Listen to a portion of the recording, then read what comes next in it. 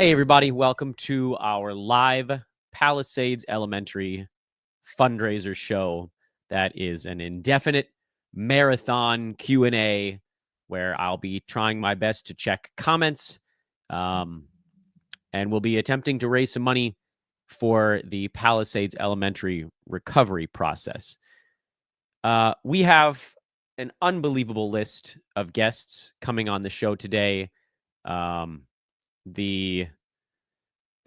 It's fairly out of control, but we'll just go ahead and we'll list them off right now. From the fantasy space, our good buddy Josh Lloyd, Adam King, Joe Orico from the baseball side. I think we're going to get my old buddy Scott Bogman if you guys have any football questions.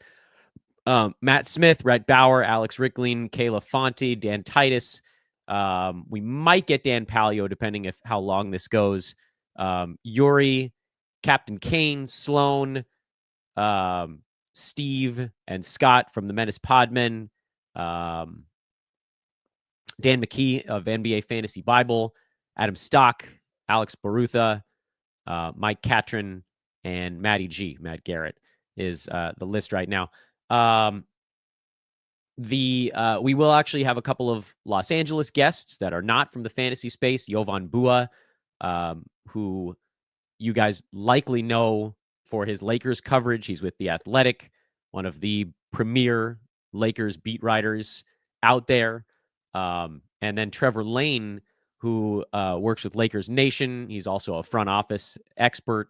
Actually, he was on a Lakers show that I hosted with two of my high school buddies back at the old spot in like 2017, 18. It's been a while yet.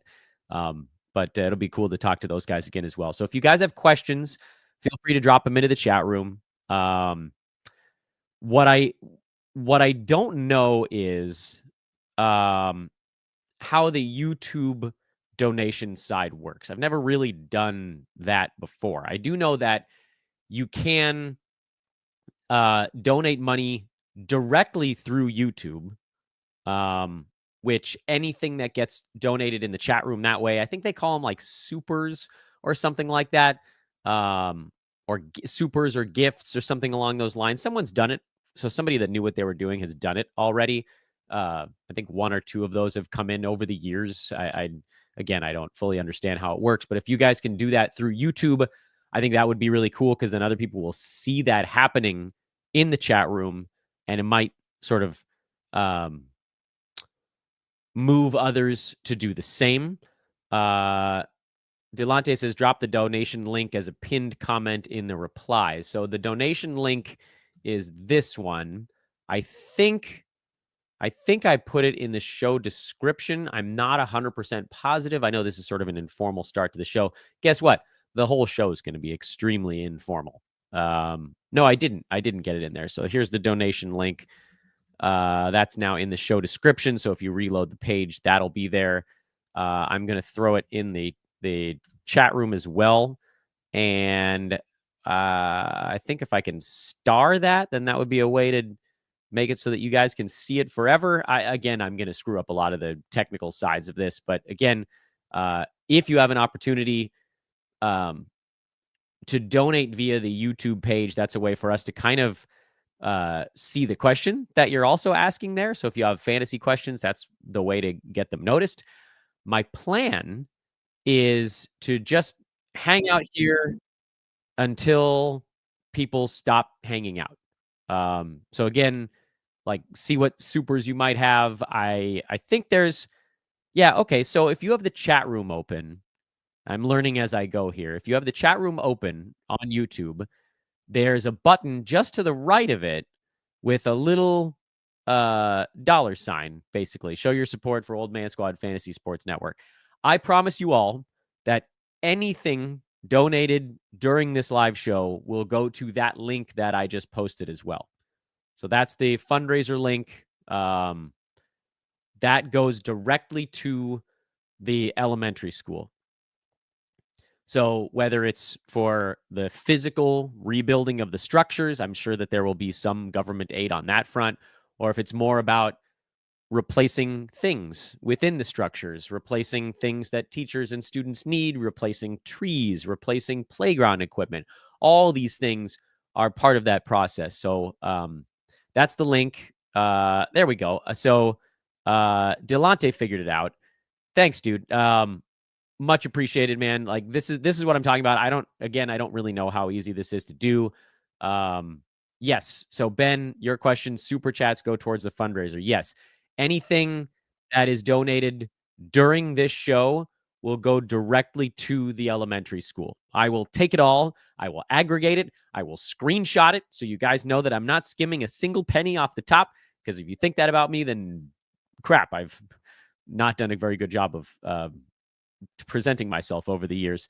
Every single cent that comes in via supers or whatever it is that Delante did here, whatever that is, it will all be aggregated and donated to that school fund, which, you know what, I can actually just share that window right now. So we got so Delante's got a walkthrough here on how to see it on mobile. This, by the way, is what the recovery page looks like. If you guys happen to want to just do it yourselves, that's also totally fine. That's where that link should take you. Whoops, I covered up my own face. Nope, there's the one. So that's the Palisades Charter Elementary Fire Recovery Fund. For those that are not aware and we're just tuning in because they want to hear me talk about fantasy sports, it's been, to say the least, a complicated week. And it's weird too, because, by the way, here's the walkthrough on how you can do it on mobile. There's a dollar button in the bottom right corner where I can then click super chat and pay through Apple Pay. Super simple, 3 clicks. Awesome. So let's try to keep those bad boys going. This is also going up on Twitter. This is on YouTube. I want this to be anywhere that it can be. Whatever you can do, whether it's promoting the link, whether it's telling your friends, putting it on Instagram or Facebook or whatever the kids are playing with these days, all of that is a big deal. But just in terms of the actual story, most of you, I think, by now have heard of the fires that swept through Southern California. And unfortunately, not only, we're like trying to think of the right way to phrase it, because something that I've been kind of struggling with is we lost a community. We lost a school. We lost the perception of safety for our children. And that somehow is not a bad result. Most of my kids' friends, most of the folks that we hang out with, lost their homes as well. There are other relief funds that are going to be going towards that. This show is specifically for the elementary school that burned down. Interestingly, in the picture that you can see on your screen, the right side of that is the main entrance, which is the one building that survived it. And at some point during the show, I'm going to remember to actually send myself some pictures that I took during this whole process. Every other building on the campus is gone. I have no idea how that one made it, but so there's like 4 classrooms that survived and the admin office, and then the other 15, 16 classrooms kaput. There are already a number of friendly faces hanging out backstage, just ready to chat about stuff. If you guys have fantasy questions, throw them in the chat room. Right now, I'm telling you, if your fantasy question comes with a super chat, it will get answered first. I'm not afraid to put priority stamps on these things. I am also woke up today achy as hell. So fighting a cold or whatever the hell is going on. So we'll, again, just work our way through this thing and see how it goes. Also, we're going to test the limits of StreamYard today because my good buddy Joe Orico, Kayla Fonte, Adam King, I've got 4 faces on the screen right now. And according to StreamYard, I can have as many as 10. God help us all. So, yeah, I don't know how we're going to do this thing. Adam, good morning to you, bud. Good morning, Dan. Waking up achy, it's just an old age thing. Get used to it. Yeah, sadly. But look, it is good to be here. Bright and early for me, but I've already done 2 shows today, so I'm ready to go. Jeez. Yeah. What time is it? What time is it there right 8 now? o'clock. And you've already done 2 shows. I have. All right. Well, we'll keep you as long as we can keep you. Joe Orico, my good buddy. Joe and I have traversed a journey together over the last couple of years. He is a baseball expert, welcomed with open arms here into this basketball universe. What's up, my dude? I'm just happy to be along for the ride, my friend. Just trying to get people to help out with the donations and come and join the stream. And, it's just good to do something for good, because I know, like, in fantasy sports in general, we're doing good stuff, right? But this is something where you can actually give back to the community a little bit, to your community. And you've always been so good to me. So I'm more than happy to take some time today. Kayla, I know you don't have a ton of time. So hello. I can't laugh that much on the show today because it makes me cough right now. So don't misinterpret my lack of laughter for lack of enjoyment of everyone's presence. I'm going to do like the kind of laugh. It's not great. Kayla, thank you so much for coming on today. Yeah, thank you for having me on. I'm so happy that I was able to be a part of this. And I think it's such a great thing that you're doing. Everything that happened in LA is just devastating, and anything that we can do to support, we're here for you.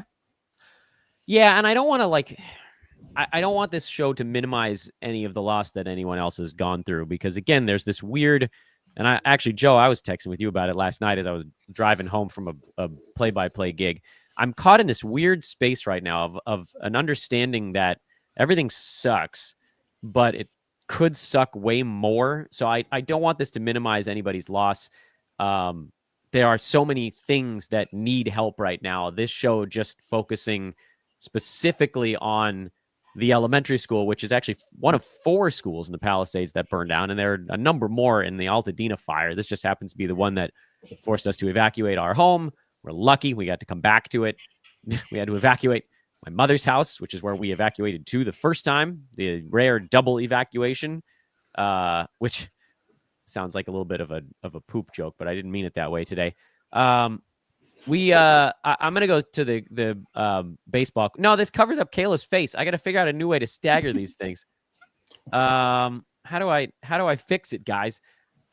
Joe, what do you got for me here? When should we be expecting Roki Sasaki news? Would love for him to get his Sasaki predictions on record for the NBA fantasy community to hear. Well, it's kind of down to my team versus your team, I guess, Dan. This is true. Or at least that's the way that the media is trying to play it. He's a Dodger. He's going to be a Dodger, I think. But that's maybe just the pessimistic Blue Jay fan in me over the last couple of years after what we've gone through. A Japanese player down to Toronto and Los Angeles. I think I've heard this song before, and I know how it ends. But I think he's probably going to sign in the next couple of days, based on everything we've been seeing. There was like a couple days ago, it was like once every hour you'd see a team was kind of out of the running. So he was narrowing it down. He continues to narrow it down. And I think we'll know by the end of the weekend. That would be my prediction. If not by the end of the day, it's just we're waiting for Jeff Passan. And if anybody has notifications on for Jeff Passan, he's tweeted a couple of random things today. It's like, all right, just get us on with the big news here. Tell us where Sasaki's going. We don't care about these relief pitchers going to the Mets. Let's hear about Sasaki. But I think we'll hear pretty soon.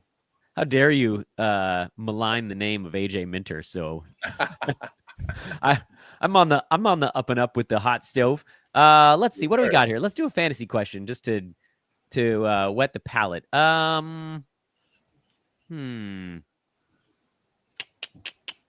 Let's see. Where are we gonna go? All right, here we go. Kayla, I'm coming to you on this one because it keeps covering your damn face. How do I fix this? Can I do this? Nope. That made it worse. That made it way worse.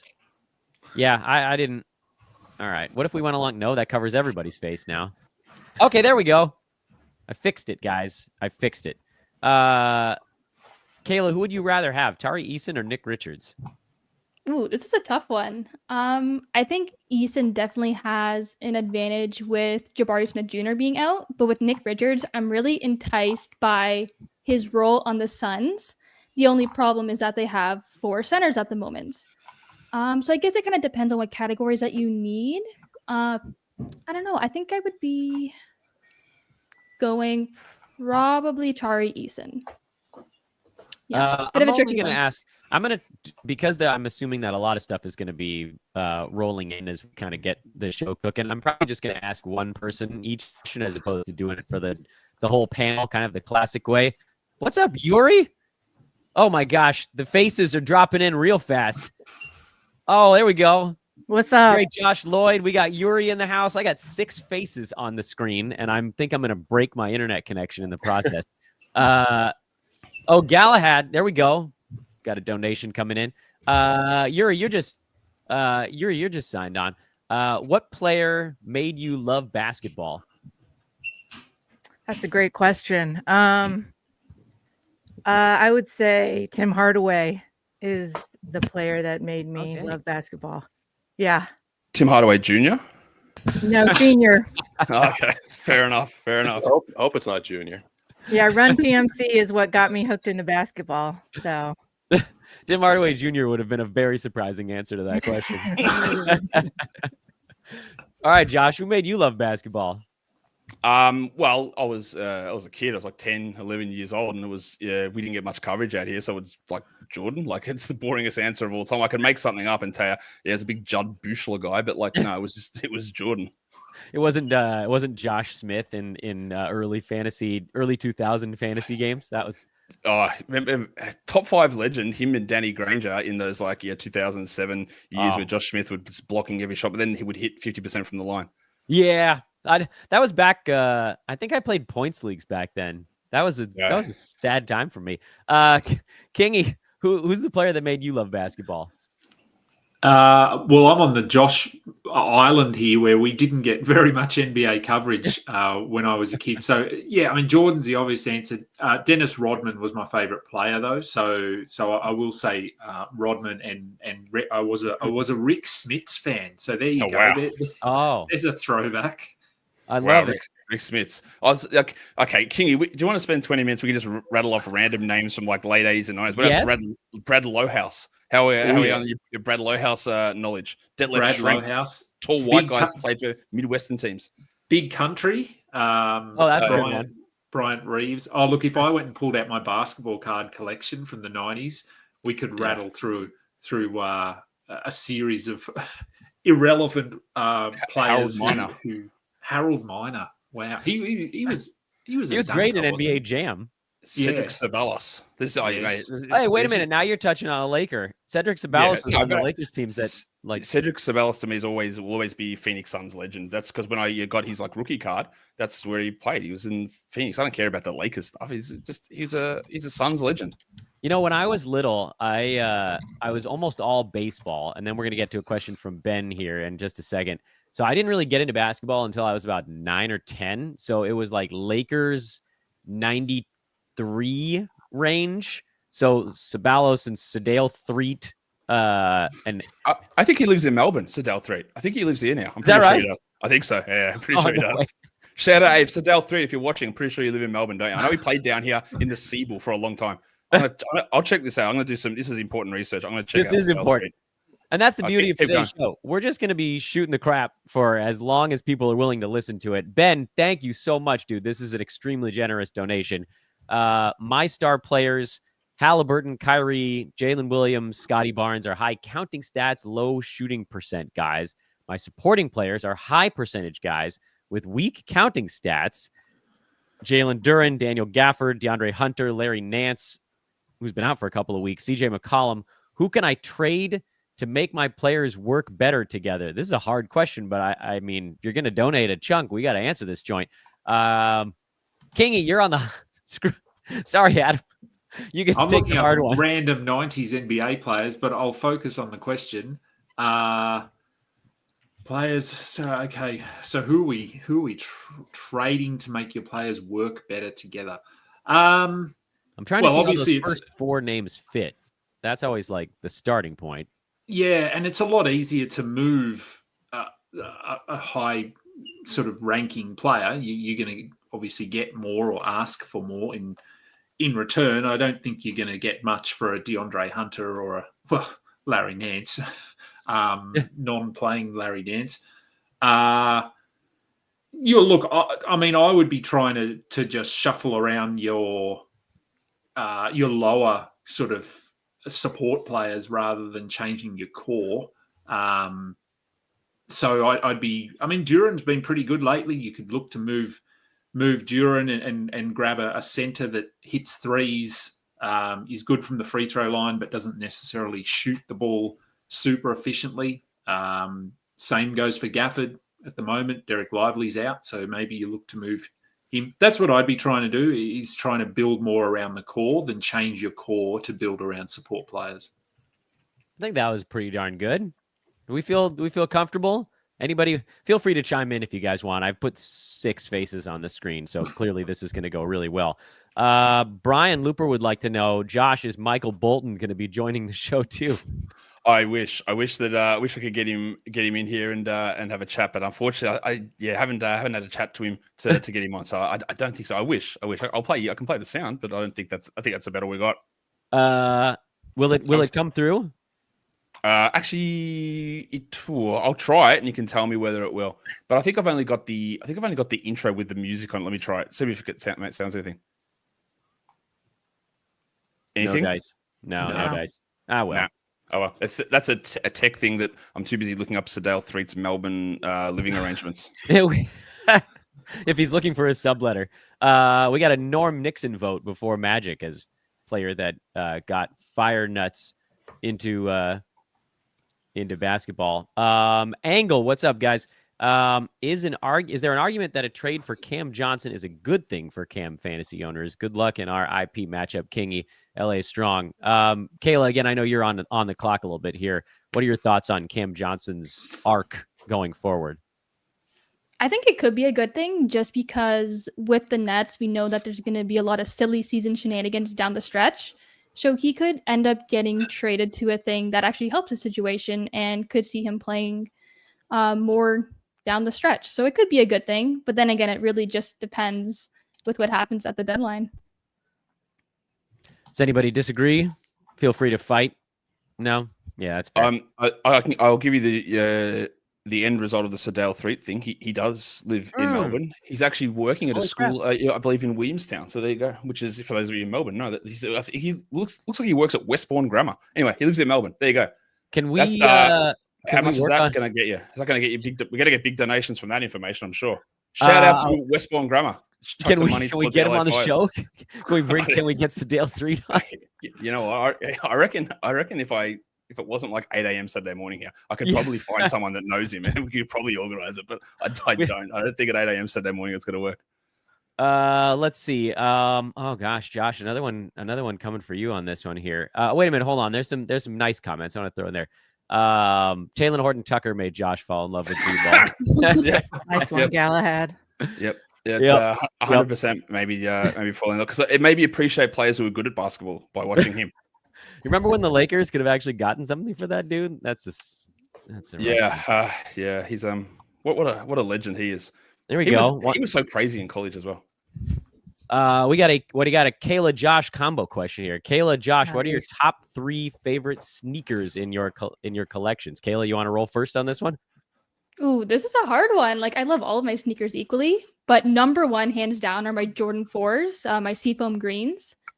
Number 2 would be my Jordan 3s. I don't know what the name of the colorway is, but it's like a yellowy orange and white.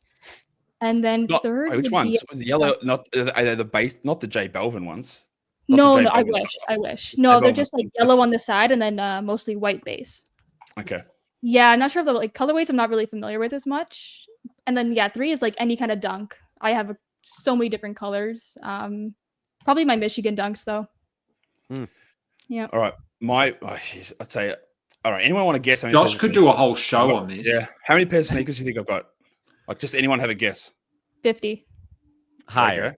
You told me, so I'm not going to guess. I don't remember what I told you, King. I can guess 140. Wait, are these prices right rules? Yeah, what, you're going to just go higher? Dan, because you just copped out and didn't give an actual number. That's true, because I don't want to go over. You go over, you lose in prices right. This is great big-time television. It's true. It's true. It's true. I think, I don't know. Actually, I don't know the exact answer off the top of my head. I think it's about 270. Holy crap. Yeah, I think you guys want to know how many pairs of sneakers I have? One pair of New Balances. One. Oh my gosh. Okay, so to answer Galahad's question, I've got like a pair of Kobe Grinches. They're probably, which I haven't worn. It's probably one of the only pairs I haven't worn. So I've got those, cool. Which my missus won in like a raffle randomly at Christmas like 3 years ago. So that was those. I like my SB Dunk Mummy. They're probably one of my favorite shoes. And after that, what's my next best one that I have? I don't know. I've got so many like SB Dunks that I love. I have got I love my Powerpuff Girl SB Dunks actually. I've got the blue Powerpuff Girl Dunks. I've been wearing them a lot. It might be those, or it's my Armand Jordan 1s. Yeah, there you go. So you're a Nike guy. No, I think a lot of my shoes are Nike, but recently I've been getting a lot more, as you guys would say, Adidas. And how else do people say it? I think it's Adidas. Adidas. We just say Adidas, yeah. Adidas. But I'm not going to. Yeah. What does it actually stand for? Because when I was a kid, they tried to claim it stood for All Day I Dream About Soccer. But that can't be right. No, it's sex, Dan. Come on. What are you, sex? What are you talking about? But the actual answer is the guy that founded the company. His name was, I think, Adolf Dassler. And it's short to Adi. And Adi, it's Adi Dassler. And I had a feeling that crap was made up. Yeah. Nonsense. There you go. Kids. So, Josh, do you wear those crease things in your shoes as you wear them? No, I buy them and I wear them. I don't care what happens. Like I'm not like sitting there like don't touch my shoes and put. No, I wear them. But back to your original like Adidas, New Balance, and Nike question. Like I've got more Adidas and New Balance that are coming in recently. So I've got a pair of Wales Bonner Sambas, and I've got some Joe Freshgoods New Balance. Probably two of my more recent ones. Plus the copper. Actually, the most recent pair I got was the copper foam posits, which are incredibly heavy, but they're like bronze copper foam posits. But yeah, I've been getting more New Balance, Asics, and Adidas recently. I think I have a pair of Brooks. Like running shoes. I tell you what's coming back down as far as big sneaker chat. Saucony shoes are firing up. Everyone's buying. Is that right? Yeah. No, really? Yeah. They just keep popping up everywhere. Yeah. You know what I want? I want the Marty McFlys back. I forget what those are called. Yeah, the what are they called? Oh my god, they're Air Mag or something. Air Mags or something, I think. Yeah. They're Nikes, right? With the big, like the heavy swoosh on the side. Actually, you want to and I'm gonna be really careful here. The shoe that I just bought, yesterday, is I gotta be really careful. I think I'll just spell it out: NIGO, Air Force 3. Good decision on the spelling. Yeah, still want to be. I didn't want to get like subtitled or captioned or anything wrong with that. So Air Force 3s is the ones I bought, the white ones. So that's what I just got yesterday. Man, see, this is how every fantasy show should be. Hey, Joe, do you wear shoes? I generally like to wear shoes here in Canada. Yeah, it gets kind of cold out to go out in my socks. So boots, mostly boots. Then the funny thing is, I don't wear shoes either. I got myself a pair of Space Jams recently. Actually, I treated myself over Christmas. Splurged on some Space Jams. I'm not somebody who generally spends a lot on shoes. I have a couple pairs of Jordans. I got the Raptor 4s when those came out, being the Toronto guy that I am. But just a couple pairs, just nothing too crazy, really. But yeah, I like shoes. I generally wear shoes, Dan. Yeah. I generally don't. I mean, I already basically worked from home, and then COVID happened, and then it was like, well, now I'm definitely never putting on pants again. I'm currently wearing Dodgers flannel pajama pants. There's a knee if everybody wants to get sexy on the show. And what are these? These are socks that have like video game sound effects on them because my shoes hurt my feet. Because I'm an old man. I've missed a lot of things in the chat room. I would say I apologize, but I don't actually apologize because this is everything that I dreamed it would be. What do we got here? Let me scroll through some of this stuff. I want to make sure I get the questions from folks that are dropping some supers in. Hey, again, if you're joining us late, sorry, Josh. They're coming. The ones that come with the donation seem to be pointed directly at your face. Appreciate your mug. Before I ask the question, just so everybody knows, all of these donations are going to the graphic that you guys can see in the background. That's Palisades Charter Elementary. It's the Fire Recovery Fund. It's an elementary school that my kid happened to go to that burned down in the Palisades Fire. The whole thing was insane, by the way. I want to see if I can... I think I can change what gets shown in the background before I bug Josh about the Lakers here. Where is it? So my wife is going to get pissed, but I'm going to put a picture of my kid on the screen. That's an idiotic thing to do in the modern era, but it's happening. So that, let me see if I can rearrange some faces here. Then we'll get back to the Josh question. So that's a picture of my son, Asher. And most people that watch my show, he's run into many times over the years. Yeah, you guys know. So that is noon on Tuesday the 7th. It's the 7th or 8th. I've lost track. Doesn't matter. That is in the hills just above the Palisades to the east. That's at Gelson's that you can kind of see in the background there. And that entire city was gone by dinner time. The other picture that I had floating around was one as I was watching the news, and I don't know if this is going to automatically transfer what's being shared here or if I'll do it myself.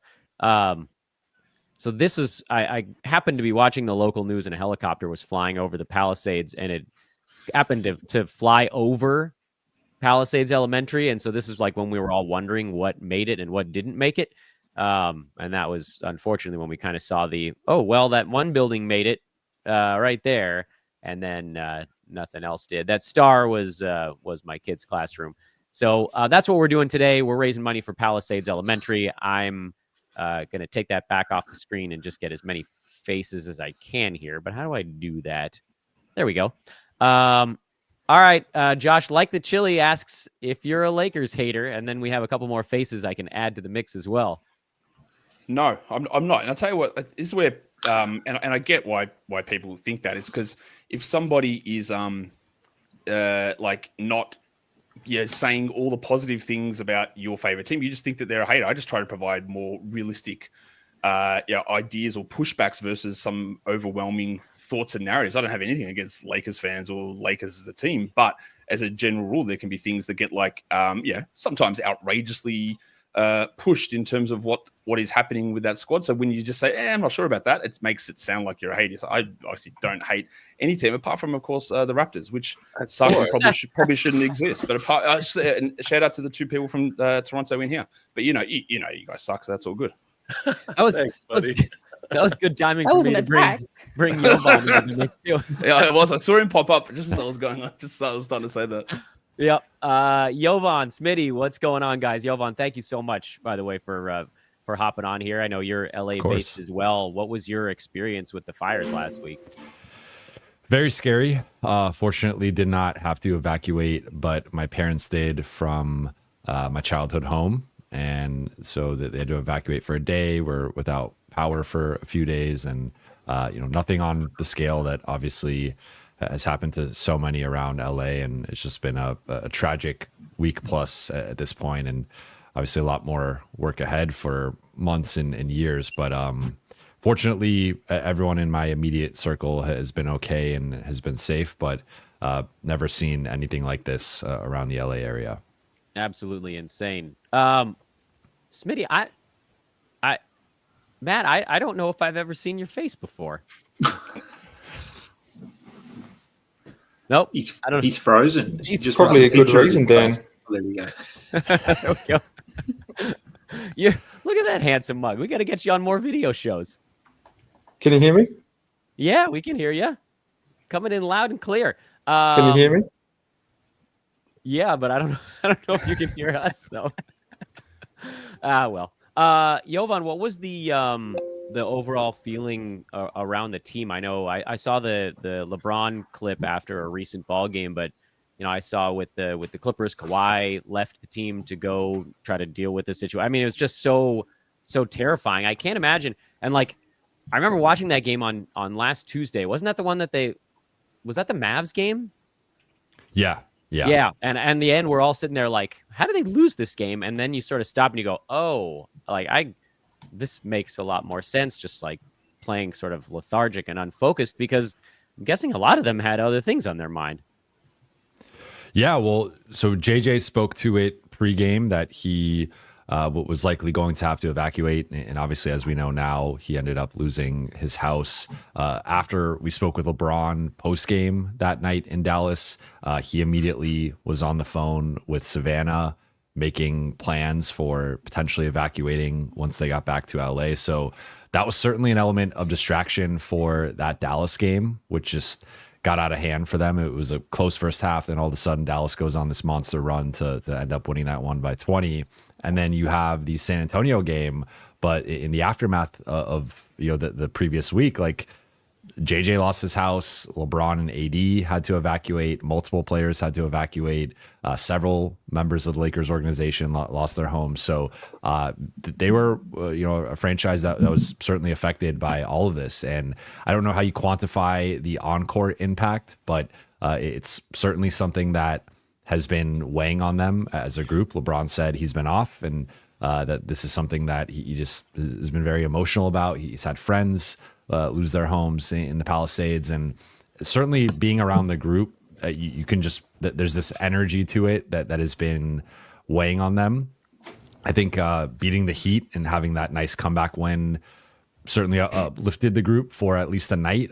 But this is something that, again, is ongoing. Guys are still displaced, living in hotels. And, of course, in the grand scheme, that they're all going to be fine. And they're all, most of them are going to just be moving back into their homes pretty shortly. But certainly something that they are dealing with as well as everyone else in LA. Again, for folks that are just joining us, you're seeing a lot of faces on your screen. I'm eternally grateful to every single one of them. Like this is pretty awesome in my mind, considering I just threw this thing together kind of willy-nilly about a day and a half ago. But I wanted to make sure that we were able to do something while this was still so fresh, and while again I've been also like you, Jovan, like more on the lucky side to only lose my kid's school in this. It's this weird in between that I keep coming back to, of because everyone that I'm spending time with right now, not everyone, but about 85% of the people that my kid hangs out with at school, they lost their houses, they lost everything. Like the pictures of the Palisades are overwhelming. But again, this, just to reiterate for folks that have joined us later on, all proceeds generated by the super chats during this will go to the Palisades Elementary Recovery Fund. This is going to specifically go to that elementary school. One of so many things that has to be rebuilt. It's just insane how fast it all happened. So again, if you can figure out how to use the super function, we will make sure to get your stuff up on the screen. There's a few that have come in. And then look, I see Alex Rickling there as well. And StreamYard says I can have as many as 10 faces on here, and I only count 9. So we're going to max this sucker out. Alex, Smitty, I haven't bugged you yet either. Delonte would like to know if we can dissect the future of his Nets a bit. Predictions: do they get a top 7-8 pick? Who gets traded? Please say not Nick Claxton. Should De'Aaron Fox come to Brooklyn in 2026? Should they bring Kevin Durant home? There's a lot here, Delonte, to unpack. Rickling, I just threw you on the screen, so why not straight into the hot seat? What do you think happens with Brooklyn? All these people are crashing our date. I thought we were gonna hang, man. Wait, can we plug your friend's podcast right now? Yeah, I thought we were gonna just have some old Jewish dad gripe session. Nice to see everybody. Future of the Nets. I mean, they actually do have some prospects. I don't know why. I don't know why they would trade Claxton. I don't really think that. I mean, not to say the obvious name, but like the most obvious person to trade is Cam Johnson. He's on a really attractive contract for a team with long-term, who's building for the long term. Especially you look at how the Celtics in particular have built their current team, and they are really targeting long-term control. They're targeting players who are predictable and good, and they are and targeting players who are kind of undervalued. And I think that it's a copycat league. You're going to see other teams look at what the Celtics are doing right, and Cam Johnson fits that. So, he's an obvious name, but I think he's an obvious name for a reason. He's the most obvious trade target. And then I think you look at sort of the lower end of the roster, and every scout's going to have their own preferences on who on the lower end. I don't love Clowney, but some people on this call do. And that probably is a reflection of what's going on around the league. There's probably some offices that are like, ooh, what is the price on Clowney? And if I were a GM, that's not the call I would make. So, that's sort of my anticipation.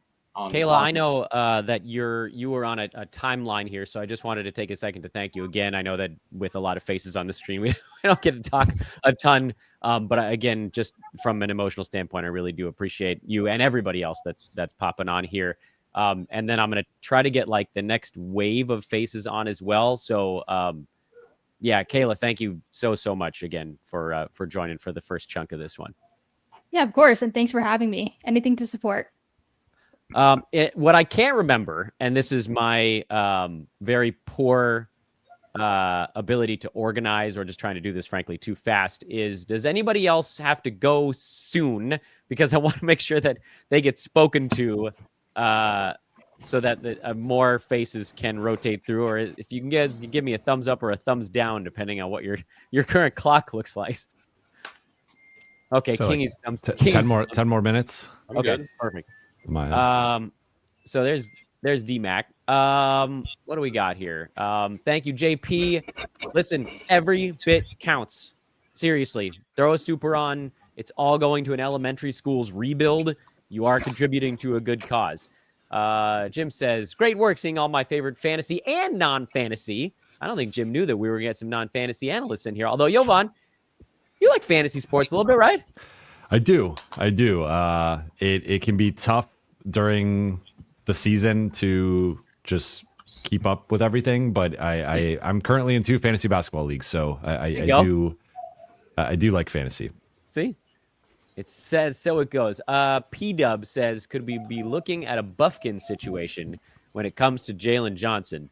I'm not sure I know what a Buffkin situation specifically is. Josh, is this a thing that you've referred to, a Buffkin situation? I haven't, but all he means is that Buffkin's having season-ending shoulder surgery, and they both have shoulder injuries, but I don't think there's any reason to suggest that they're the same injury. Buffkin had that same thing back in summer league, and then you couldn't play through summer league, and then the same thing flared up again, and then you have to have the surgery. We have no idea whether it's the same thing. There's millions of different things that can happen in the shoulder, whether it's your labrum tears or dislocations or whatever it is, right? We've got no idea. Just because they play for the same team and have an injury in the same part of their body doesn't mean it's the same thing. So I guess theoretically, could he have surgery? Sure, but there's been literally nothing to indicate that Jalen's going to be having that, or that it's anything that's the same as what happened to Buffkin at all. So yes, but also probably not.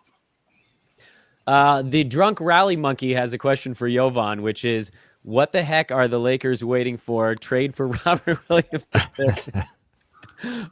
What do you think is the timeline on what they're working on? Because we know now Vando apparently is close, and there's a lot of moving pieces there. Yeah. I mean, my understanding is they're trying to wait out, closer to the trade deadline just to see if some of these prices drop. And if you look at the types of guys that have moved right now, it seems to be the in vogue thing is trying to trade 2 or 3 second-round picks for these fringe starter, high level bench guys, which I would put Robert Williams, when healthy, in that category. So my understanding is Portland wants a first for him. I don't know if the Lakers are willing to go that high for him. Their bar for using one of those 2 tradable first round picks is relatively high. So I think if they could get him for 2 seconds, they would have some interest in that. But for them right now, the key is trying to identify what's their biggest need, because I think you can make a case for 3 things: another playmaker, another wing, and a better backup 5. And I think depending on how the next 3 weeks play out, that'll determine which way they go in terms of trying to plug at least one, if not a couple of those holes. Can I jump in and ask? For the record, I like Robert Williams. I like him a lot.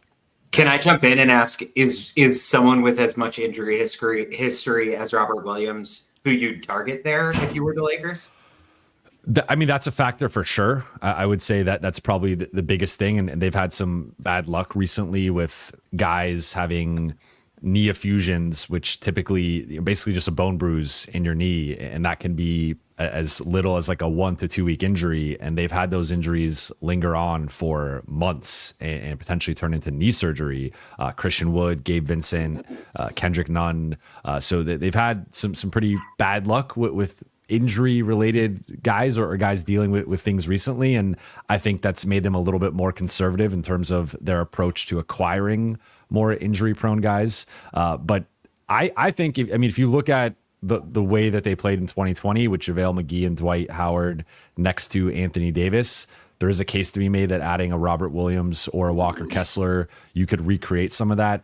Obviously, AD is older. He's had his own fair share of injuries. He's bulked up a bit. He's not the same player he was in 2020. LeBron is obviously older, not as athletic. But I think comparing those two guys in Robert Williams and Walker Kessler to Jackson Hayes, Christian Wood, Christian Coloco, obviously there's a huge gap there in terms of backup center production or even potentially starting center production if the Lakers want to reshape their starting lineup. So I'm for...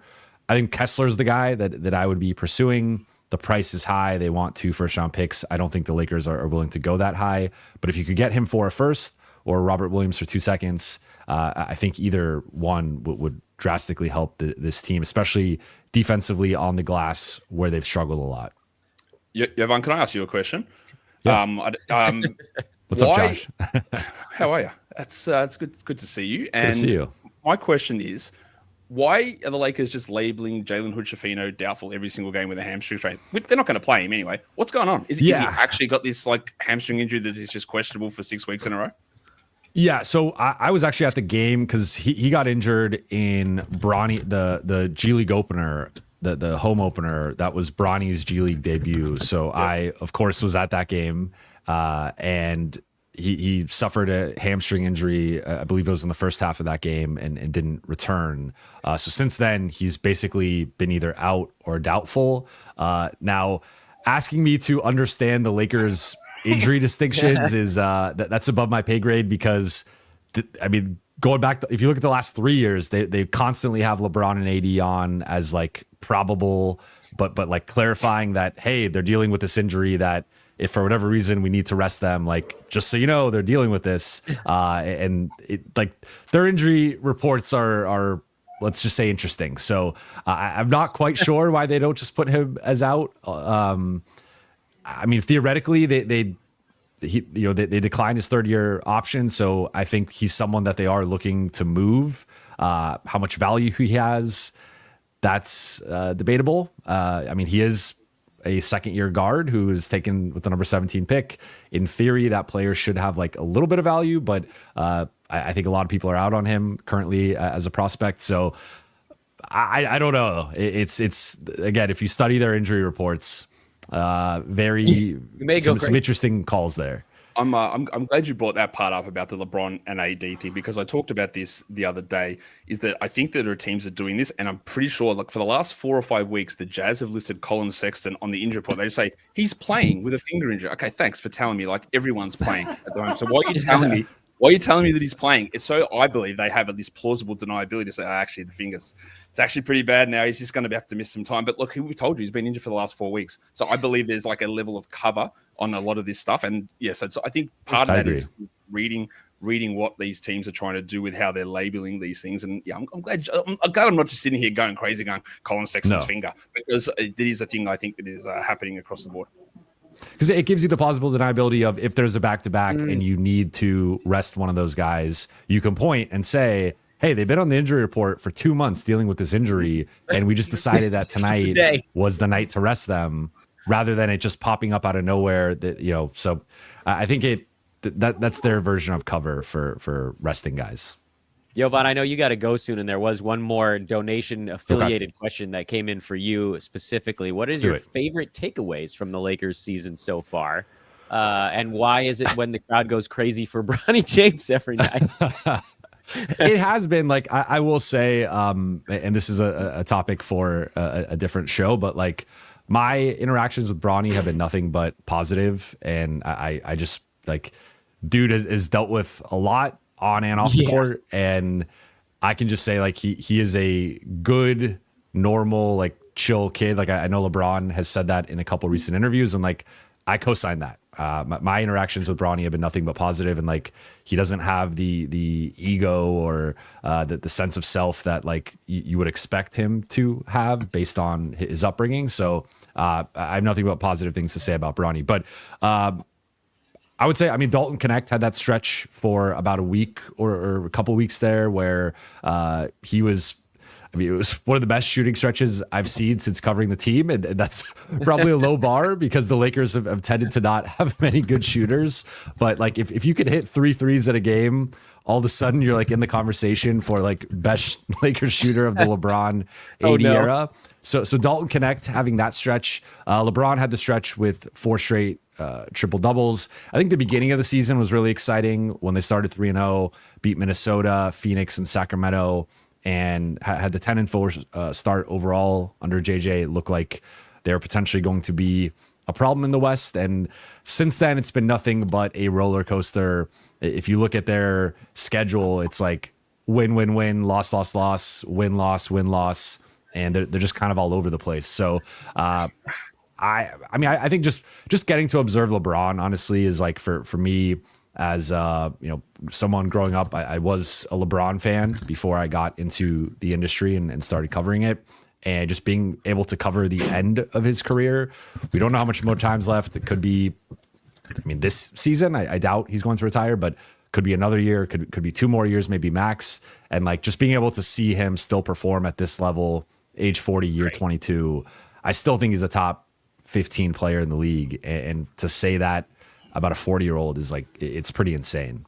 It's completely insane. There's no reason why his body should be able to do what it's doing right now. Because Adam was just telling me that I don't actually have a cold or a flu right now. I'm just old, and I'm 1 year older than LeBron James, and he's doing that. And I struggle to tie my left shoe because it kind of hurts my foot a little bit. We know Josh hates Embiid. Josh, you're in the crosshairs today, man. How many cents on the dollar should I be selling at in a points head-to-head league? I'm in a good position in the standings, but overly worried they shut him down once the season rolls on. Josh, you don't actually have to answer this one just because they're pointing at you. Let's see here. Smitty, I haven't actually asked you a question yet other than that's your face. Matt, what do you do with Embiid right now? Oh. I mean, if you're trying to sell right now, you're selling at the lowest point because he's not playing and he's just been announced that he's out for another 7 to 10 days. I think I saw this morning. So you're probably just going to have to hold on, wait till he comes back, play some good games, and then, go from there and see what value he has in your league. I like your optimism there with the plural games, playing multiple games. That's wishful thinking, I think. I like it. I feel attacked. Even all right, Rickley, what do you got? And then sell. Alex, what's on your mind? I was a big Embiid backer in the preseason. They're not wrong. Yeah, no, I'm with you too. I thought that there was an avenue to trade for him in a games cap league, and now it kind of feels like even that is perhaps even a little bit too much. Hey, Alex Roki, what's up, bud? Sloan, go ahead. Would Josh take Nikola Vucevic for Joel Embiid? That's 100%. Easy. I've been very, very clear, I think, on my position on Embiid. I think his knee is done. I wanted nothing to do with him. I would not accept any trade to get him onto my team during the season.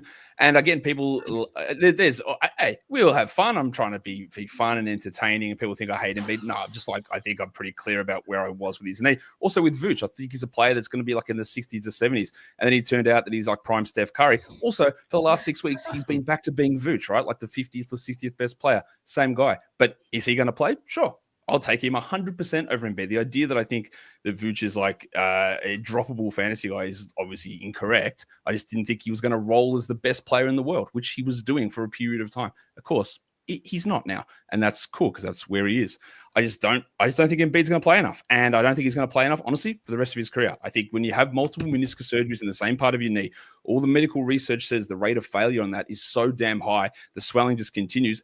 Look, how many times have we seen this? Like, how's Brandon Roy going? Like, the same stuff happens to these guys continually. And when you have that on your knee, the same knee, multiple surgeries, the failure rate is so high, the swelling is so high, you cannot do it. It's so unlikely to be able to beat that sort of an injury that I just don't have faith in it. Yeah, that's fair. Thanks, Alan. Love you, bud. Old buddy of mine. Again, for folks that are just tuning in, all donations done through either the supers function here on YouTube or just the link. It's in the show description. I tweeted it out. It's everywhere you can find it, are going to the Palisades Charter Elementary Fire Recovery Fund. I think it's in the, I tried to star it in YouTube. I don't know if that actually makes it easy to find. Hopefully it does. You can also scroll up, or I can put it in there again. That probably is the easiest way to do it. Kingy, question from JP. What do I get by finishing number 1 out of 144 in the FBI World Cup? Thank all of you guys for being my everyday commute companion. B-Dub is the expert in this, but I do know what the winners, and I know there's different levels that you win. So if you win the first phase, I think you get $100. And there's 48 divisions, I believe. If you then go on and win the second phase, you get an extra $60. The winner of the overall tournament gets $3,000. Maybe a bit over $3,000, and the runner-up gets half of that, I think. So $1,500 or $1,600. No, it's more money than I've got. Whatever it is, it's more money than I've got. Say that'll play. Let's see here. Fat Cookie Monster. Okay, then. We just lost somebody, but I'm not sure who. Smitty? Smitty. Yeah. Wow, Avengers level team up. That was I thought it was a rearranging of the words. Sup, Kingy and Josh. Rest of season projections for D'Lo, Trey Murphy, Westbrook, Amen, Giddy, Hart, Malik Monk, and Cam Thomas. Oh, man. You can take that, Kingy. Yeah. King, come right back to you. That's a lot, man. I'd like you to rank. Actually, while you're ranking these, can we add 4 more, please? If there's a donation, we're doing it. That's the rule. We got to do it. Surely, I'm not doing all of this, am I? It's time for me to leave. No, how about I'll work through the board here, and everybody gets to do one. Trey Murphy won. Trey Murphy won. Kingy. Oh, Alex, who are you calling? Who you got dibs Trey on? Murphy number 1. Someone else. Oh, there you go. All right, Trey Murphy number 1. Kingy, which name on the board you want to give a projection on? Look, let's go Amen. I'll go Amen Thompson. He's a fun player. And I think I talked with him on with Raf prior to this on my show, and we both think Amen is pretty locked in for the rest of the season. Despite Tari Eason coming back, we think he's probably a top 50 player. I love Amen. I've got him on a lot of teams, and so. Yeah, I'd have Amen towards the top of this list. Maybe not above Trey Murphy. I don't want to annoy Alex too much here. So I'll say Amen is towards the top. I'm going to come back to the other one. But, Joe, do you know this person? It's my mom. Yeah, I told her I was doing the stream, and she wanted to help out. So outstanding. Mama O, we love you. Mwah. Thank you very much. It doesn't come with a baseball question, Joe. Mom didn't ask you a question. Should we make one up? Who's the number basketball? I can't escape it. What's your craziest baseball projection right now, where you're like way above or way below the industry consensus? Jacob deGrom, number 1 starting pitcher. He's healthy. UCL's intact. He hasn't been this healthy since 5 years ago, probably. People are going to worry about his age. We just saw Justin Verlander 2 years ago, maybe it's 3 years ago now, come off of Tommy John at a similar age and be the best pitcher in baseball. I think DeGrom can do it. He's a better pitcher than Verlander, stuff-wise, everything-wise, really. DeGrom, even though he doesn't have the accolades, it's just because he hasn't been able to stay healthy, but he's healthy now. And I think that we are going to see 25 or 26 starts out of him, and he'll be the number 1 pitcher in baseball, win the Cy Young. #1 pitcher in fantasy, and we all live happily ever after. Hopefully, or else my mentions are going to be just disgusting. But yeah, you're gonna wear that one. There's a lot of really good names, by the way. Coming back to this points league projection question, it kind of feels like every single one of these guys belongs on a fantasy team. Which I will preface this is a 7-team league. Yeah. Oh, Yeah. Josh and I know. Cookie Monster loves dropping a question in. And I'm pretty sure he subscribes to my projections anyway. But like, there are guys there that like I'm not interested in D'Lo in the league that shallow. Cam Thomas, I think, is going to be pretty up and down. I'm not that interested in Josh Giddey here. I think Westbrook's well below him. I think it's probably Trey Murphy and Malik Monk realistically near the top of this list. Amen is probably a little bit below. Hartenstein's not as good in these points leagues versus category leagues, and obviously he's hurt. And then Holmgren returns. I think we've got Trey and Monk, followed by Amen. I think are pretty clear, sitting at the top of that grouping. Let's see what we got next one on the list. Maynard, thank you very much for the donation here. Which teams players do you think will sit or are prone to tanking if my league's playoffs are in week 21 onwards? By the way, I know Sloan and DMAC and now Adam Stock, you guys are, first of all, welcome. Thank you guys. Seriously. Thank all of you again for coming on and just shooting the breeze about sports and life and shoes and whatever, as we try to raise some funds for Palisades Elementary School, which again, just one of so many things impacted by these fires in LA from last week. Still going, by the way, although now we're into the like, how long are we supposed to mask outside kind of thing? Because maybe I don't actually have a cold. Maybe this is from breathing in frickin' fire air. I don't know. By the way, again, if anybody needs to go, please let me know so that I can let you off the hook. I think there are probably people that I've boxed out from getting into this thing, and I'm just going to keep rolling until somebody... I think there's a few of us jumping out in about 2 minutes. Okay. Yeah. What currency is this? It's got to be Philippines, I'm guessing. Philippines, yeah. Cool. What currency is awesome? I love it. With two lines through it? Person, and love learning things. The Philippine peso. Peso. Nice. Yeah, I gotta bail in about 2 minutes, and Kingy and Johan said the same. So first of all, thank you guys. Seriously, Kingy, I know you're like always down to pod, and you've been podding for like 4 straight hours to start your day.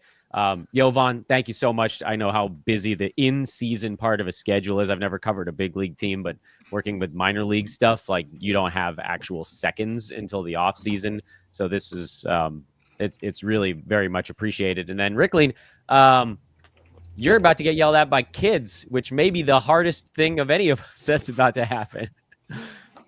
I haven't stopped yelling the whole time. I hope the sound hasn't processed. Yeah, I just got the text from the nanny that's like, am I taking the younger one home, or are we going straight to pick up the older one? Because they moved an entire elementary school from one campus to another, which is a crazy footnote on this story. But seriously, thank you guys. You are free to go. I really appreciate it. And we'll talk to you guys soon. Happy to be here. Thanks for having us on, Dan. It was really great to see everybody. Dan. Thank you, Yuri. Sorry we didn't get to throw more things your way. That's all right. This is my Have me on again. Yes, 10 faces. Maybe we'll pare it down to like 7 next time. All right. Yeah, see I know. Yeah, for a moment, we looked like the Brady Bunch. That was squares. Which one of you is Alice? Great thing you're doing. Josh was Alex for a minute there. Thanks, Alex. All right, let's see what we got here. All right. Sloan, you want to take this one? Who do you think is prone to tanking? What teams? Well, I think it's pretty obvious that the Blazers are a prime tank squad, and Washington. And if we see some trades, then it might get even worse. So, but I'm actually targeting a couple players from tanking squads. Like I like what I've seen from Tumani Kamara lately, and I think maybe if he gets boosted usage the rest of the way, maybe he'll be a good pickup or good buy low, at least in some deeper leagues. Same goes for Bob Carrington. I think if he can get his field goal percentage numbers up, he does a lot of different things statistically. So I tend to look at it's stuff like that when other people are thinking, oh, the player plays for a crap team. Stay far away from them. I'll go for a couple of players like that might be good buy lows, and then you can always just cast them off back into the abyss if they stink. Well, if you thought we were down to only a few faces, I have bad news for you, because we're back up to 10, baby. We're maxing out here in the 2 o'clock hour. 10. Yep. No one gets a chance to talk. That's the way we do it here on this one. Because then none of us can say anything terribly dumb. Alex with the question here. And again, everybody, if you guys want to use the super function, that's totally fine. All of this will be aggregated at the end and will be donated from Old Man Squad and our collective to the Palisades Elementary Recovery Fund. If you want to just donate straight to the fund, that link, I posted it a couple of times in the chat room. It's in the show description. I tried to star it. Again, I don't know if that actually does anything, but my hope is that it does. But welcome, gentlemen. Let's see. Who have I not officially said hello to yet? Cap, you're new to the fray. Dan Titus, you're new to the fray. Adam Stock, I saw your face, but I didn't officially say hi. Podcast Pierre, that's a cultured Twitter handle right there. Yes, sir. And then Mike, watching the boxes. Watch the boxes, not watching. Watch the boxes is the Twitter handle over there. Welcome, guys. Again, from the bottom of my heart, I'm extremely grateful to all of you for taking time out of your day to pop on and just answer dumb fantasy questions about it, to raise some money for it. Sorry, the fantasy questions are not dumb. I'm dumb. The fantasy questions are great for an elementary school. So let's see. D-Mac, you've been sitting there for a while, and I haven't been able to get you to do anything. How do I trade the 76ers out of my life? Is this a possibility? And how would you pull off such a thing? It's not really a possibility. I do it back in Australia, I do it with my football team. And we've had a football team called the Adelaide Crows that have sucked since 2017. I've had to stop watching football at various times, which is disappointing. But I don't say that you should do that with the NBA. I don't know. It's a tough one with the 76ers. It's very frustrating. Embiid out for 7 to 10 days as well. So I guess he's going to stop being your favorite player. But you start supporting guys like Tyrese Maxey. He's just a superstar at such a young age as well. So I don't think you trade out the 76ers out of your life. But yeah, that's just a little bit of my frustration with the Adelaide Crows. Shout out to all the Australians out there. Joe, I know you got to go in a second here. Thank you seriously for everything, for helping with outreach on this as well. Thank you for all of your support. Thank you for your mother's support. That's not a mom joke. That actually happened here on air. Wow. Dan and Joe's mum live on air. Is that what you're saying there? That's people want to donate because you need to go back and watch it. That's crazy, Dan. Come on, if man. That doesn't bring in the bucks, then I don't know what the hell will. Yeah, what are we doing? Joe, before you go, I'm trying to give super chats. My thing's not working anyway. I'll donate the money later. Joe, I got a question for you. Which of these pitchers should be drafted earliest in fantasy baseball leagues? All right, if we're looking for under the radar call up guys, I'm just trying to flex on my baseball knowledge. Bubba Chandler or Kumar Rocker? I would probably say Rocker. I think now that he's had a little bit of that taste and had some success, I know that the numbers on the surface left something to be desired a little bit. But the actual data on his pitches, the stuff is very good. I know that there is some injury concern there coming out of Vanderbilt. It took him a couple years to actually make it. And he's a little bit older than the typical prospect. But I also think that working with some of the older guys in that rotation, he's got Scherzer to look at. He's got DeGrom to work with. I do think that Rocker is the better play in 2025. Now, for the long term, that might be Chandler. But for the immediate future, for like a redraft league, it would be Rocker. And then if it's like a dynasty startup or something, I'd probably lean more towards Chandler. Thank you.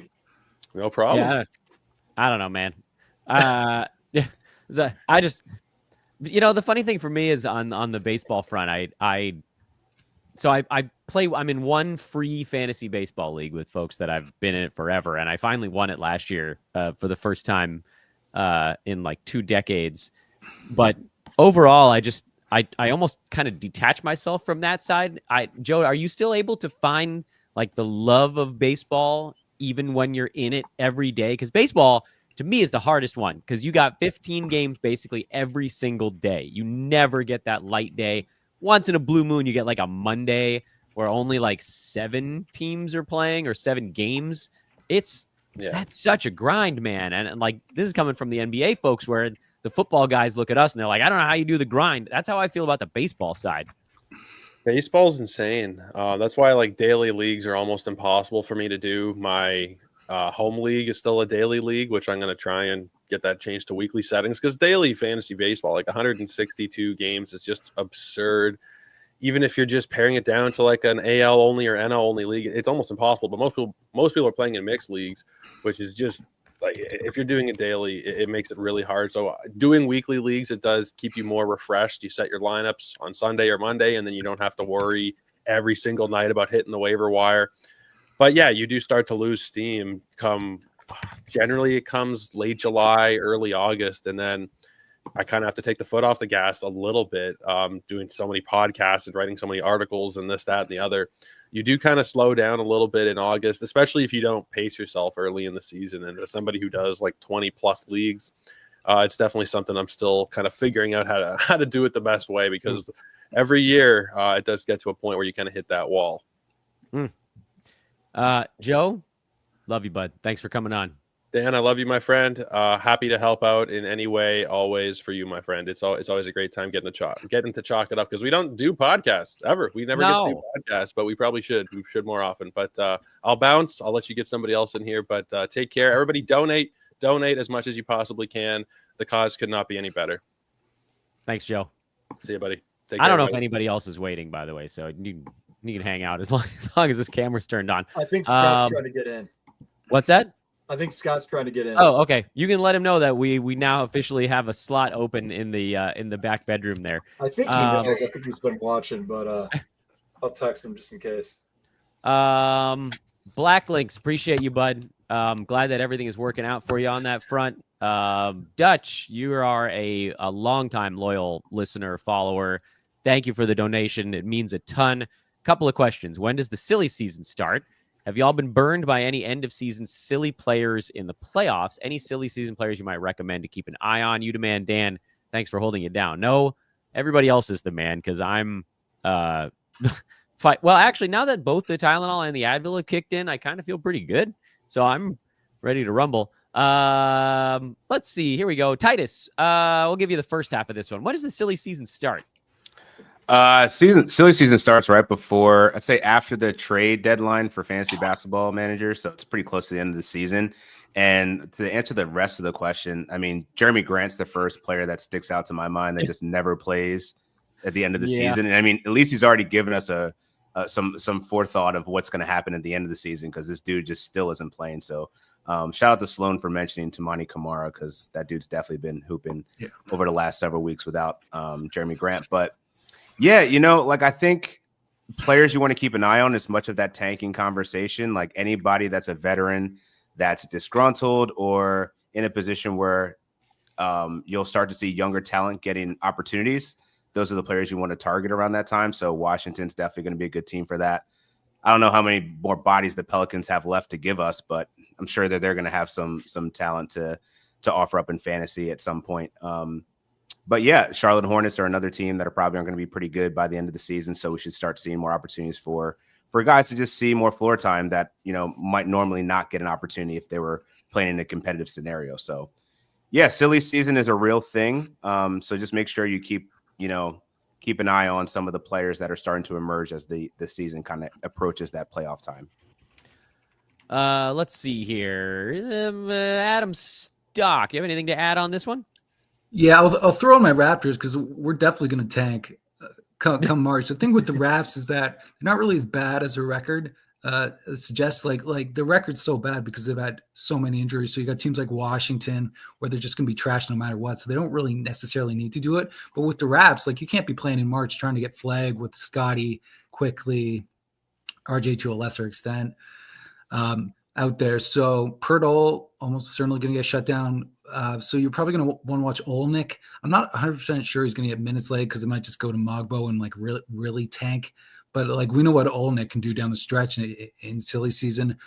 Dick's useless for now, but he'll probably come back to life a little later.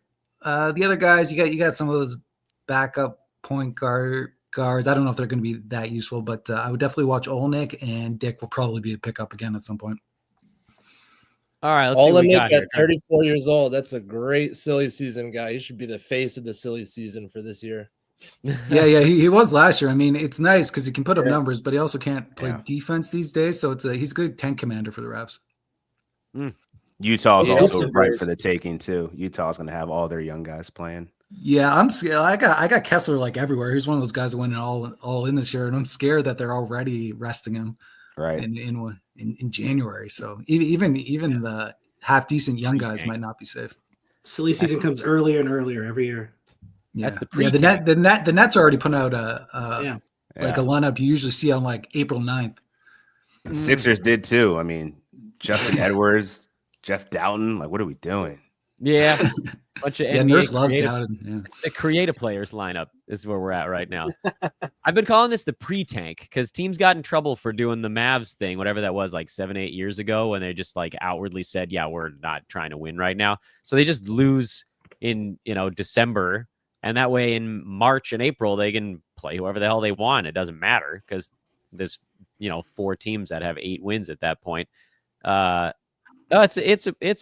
wingding, man. Titus, your sweatshirt I have on a t-shirt. That was one out of the Robin Marks collection, right? It was, man. I wear this hoodie a lot, and everyone's like, "Fantasy nerd, what do you do?" I'm like, "Oh, that's a longer question." You got time? It's like, I really should actually get paid for this. Yeah, it's weird. I love that. I love that shirt. That's one of my favorites too. Yeah, shouts to Robin. Eddie Zamora. By the way, if anybody's wondering what the hell is going on right now, donation attached questions are gonna end up on the screen unless they're like disturbing, and even those probably will end up on the screen. Let's be honest. I don't run a particularly professional operation here. Eddie, thank you for the donation. If anybody else again wants to do it, I am not an expert on how to do super chats in YouTube. But I was told that there's a button down in the corner on mobile. I'm on a PC because I'm old. And there's a button there right next to the chat entry bar where you can click the little $sign. And again, all of the proceeds going to Palisades Elementary School. Recently, Josh and Dan B called Nikola Jovic a must roster or grab in standard 12s. Do you still feel that way with Jimmy Butler coming back? I haven't actually answered a question in like an hour, so I guess I can grab this one. I do, because I have no faith that Jimmy Butler is going to log full minutes, and even then, I don't know for how long. Josh, do you feel similarly on that one? Yeah, so like, I think if you've missed obviously an opportunity here with Jovic, and I don't have any trust in what Spoelstra is going to do with the rotation, but he is like, the consistency is improving, right? It's increasing. But you're right. Like, what are we going to get from Butler? Is he going to come out and then is he going to like have ankle soreness? Like, what's going to happen here? I don't know that he's going to play every game. I think he's going to play some games, but I think that it's worth having Jovic, and then you would make an adjustment later on, like grab him and let's see where it goes, I guess, because we don't know. The Heat don't know. Nobody really knows, but I would do it for now, and then I guess we adjust if he goes back and plays 20 minutes and Spoelstra starts limiting him again, then okay, we move on.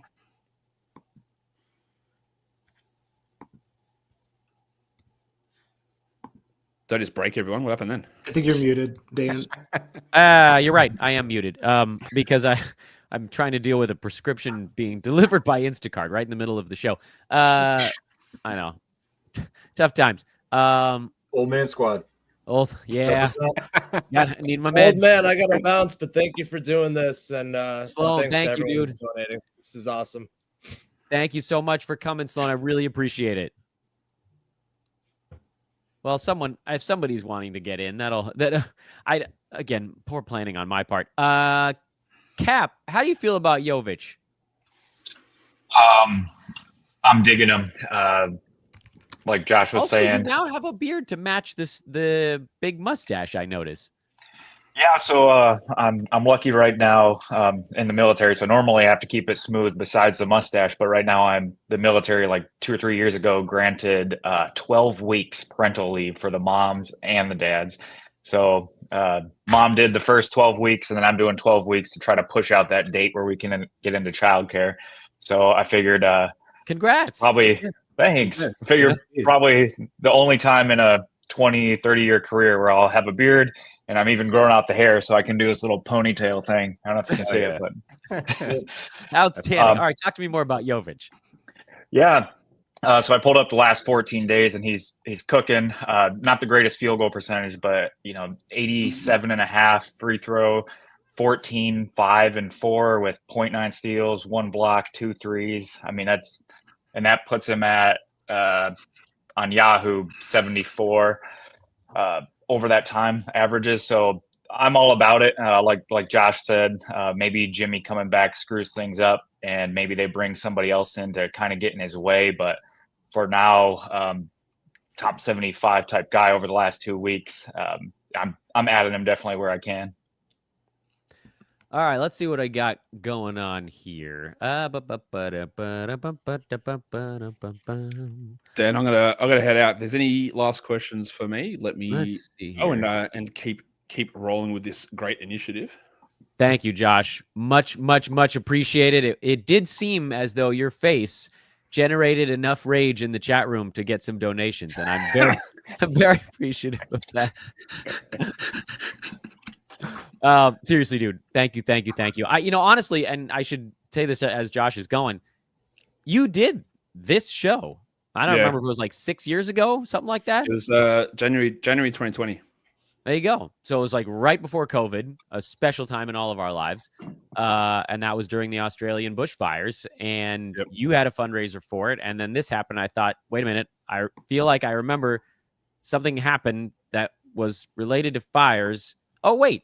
So you were the inspiration for this show. Thank you for the idea. And thank you for gracing this show with your presence as well. Really appreciate it. And I will bother you about something else, hopefully, in the not too distant future. I look forward to it. Thanks, Josh. See you guys. All right, let's see what we got coming up. I think I skipped over something here. Oh, there we go. Sorry, Chris. I jumped right over your note before. It's not a question. I'm just scrolling chat rooms and not doing the world's greatest job of it. Thanks for being here, everyone. This is from Chris Williams, both those hosting and watching. This is the first time I've shared a source with my league mates. Fantastic idea, Dan. Thank you, Chris. By the way, fantasy and analysis, that's a tough way to make a living because as soon as somebody finds it, they don't want to tell anyone about it. So you guys are all sitting there like, yeah, I don't know what you're talking about. It's hard because if you could just get one person, like every league, to tell the other 11 people, we'd all be very famous right now. And instead, we are not. I don't know about all of us, but yeah, many of us would be some very of you guys famous. for sure. And instead, we have to, try to get everybody to be like, please just tell one person. Like that would be really cool. Thank you, Chris. I know that's the ultimate donation is telling league mates about a fantasy source. And then also on top of that, the cash donation to the elementary school. Much appreciated there. This question doesn't have a donation attached to it, but I thought it was interesting. So, Mike, Mr. Catron, I'll come to you. Do you think the Pelicans start shutting people down soon, even more than just DeJounte, which is the name in the question? I mean, it's always a possibility, right? The Pelicans are kind of sitting in a weird spot, but I'm not going to jump to a conclusion just saying like, yeah, they're going to shut DeJounte down. I don't know why they would, right? Like they want him to play. Maybe like if you're talking about playoff time, yes, but not anytime soon. It's a silly season is really random, and I know they're like at the bottom of the league, but I don't know. You want your players to play, and they're still losing games even when their players play. So I'm not really sure DeJounte is like a number one going to be shut down at some point during the year. Probably it completely depends on Zion, right? And as we've seen, Zion when he plays, and he usually doesn't. Let's see what else we got going on here. Whoop. Again, folks, feel free to throw questions in there, whether or not you've done a donation. I may loop back around to it. Daniel says, can we please have a We Are the World song moment? That was gonna be my joke, man. Jesus. I was totally gonna sing that as soon as I was up. All right, Podcast Pierre. The floor is yours. Let's see He's it. singing for lyrics. We are the world. Who's gonna do the Bruce part? We are the children. That's all I got. Damn it! I should have said it as soon as I jumped down here, so nobody. Yeah, we missed your Oh, well. chance. Detroit S. Keller, what's up, dude? Hey, what's up? Thanks for letting me in. Yeah, I know. I'm kidding. I may have maxed out Knocking on on the door. faces. Alex, what's up, dude? Welcome aboard. What's up, guys? How's it going? Thanks Thank for having you. me, Dan. This is I've been listening in before I was able to jump in, and it's been a lot of fun. It's been good and weird. That's the way it should be. around these Exactly. parts. Let's see. This is a basketball monster related thing. Whoops. That was for Josh, but he's gone now. I'm sure he'll hit him up. Thank you, Fat Cookie Monster. Everything that you've done so far, big time appreciated. Here we go. Galahad. He's coming through with the non-fantasy questions, and I'm for it. Favorite basketball or sports movie in general? I have a sad answer to this question, and mine is the Major League series. Bob Uecker, may he rest in peace, R.I.P. passed away Legend. yesterday. I adore those damn movies, and I mostly adore them because of Bob Uecker. So we put a lot of those sound effects on the stadium public address system when I worked in Bakersfield, and one of the interns played when he's I think the line is something where he's like screaming at personally I think we got hosed on that one, when after a call that got the crowd already riled up, and the intern got kicked out of the game by the umpire, which I thought was great. That is, first of all, a very soft worth it. umpire, but That's second worth of all, it. yeah, so That's worth really soft. yeah, apparently it happened like 20 years earlier when they played Three Blind Mice after a call that was somewhat in dispute. But I like the Euchre one better. So that's mine. I'm screw it. I'm going around the horn here while we wait on the next wave of posts and donations. Mr. McKee, favorite sports movie in general? Yeah, for me, interesting one. It's not a basketball one, it's a rugby one. So not massive over in the States, but it's called Invictus. So bit of history around Nelson Mandela, but it was just bringing together the South African rugby team for their home World Cup in 1995. A pretty inspirational movie for me. Was that the one with Morgan Freeman? It was, yeah. Yeah, I remember that movie. Stock, what about you?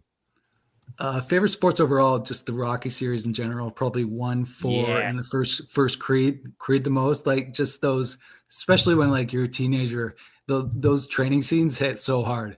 Like it makes you want to like go do something. And then I know the entire thing is like a training montage, but it's still like so good. The whole thing is a training montage. I have that. Really is. I There's actually like 3 have of that them. on my phone right now. Hold on a minute. It's by Vince DiCola. It's the training montage when he's in Siberia. Oh, that's the And I'll best just- one. Rocky Yeah, IV. the best one. Yeah. And like and the first There's Creed nice. mixed it a little Yeah. bit too, and it's so good. Is that coming Yeah, through? exactly. Yeah. Okay. Yeah. Anyway, so another baseball story. I changed that to the music that played before the team took the field in Bakersfield, but nobody knew what it was because they were all like 19 years old. But I was so happy every time I was like about to go on air, and then I hear dun, dun, dun, dun, and then the players take the field. I'm like, these jerks don't know they're taking the field to the Rocky IV training montage. I don't know if I'm looping or if I'm going like by I'm reading. All right, Steve, we'll go to you. We'll go like we're reading here. Favorite movie, favorite sports movie. Mine is Major League, so I'm gonna also mention Rudy. Rudy's up there for me as well. I heard that Sean Astin is a dick, though.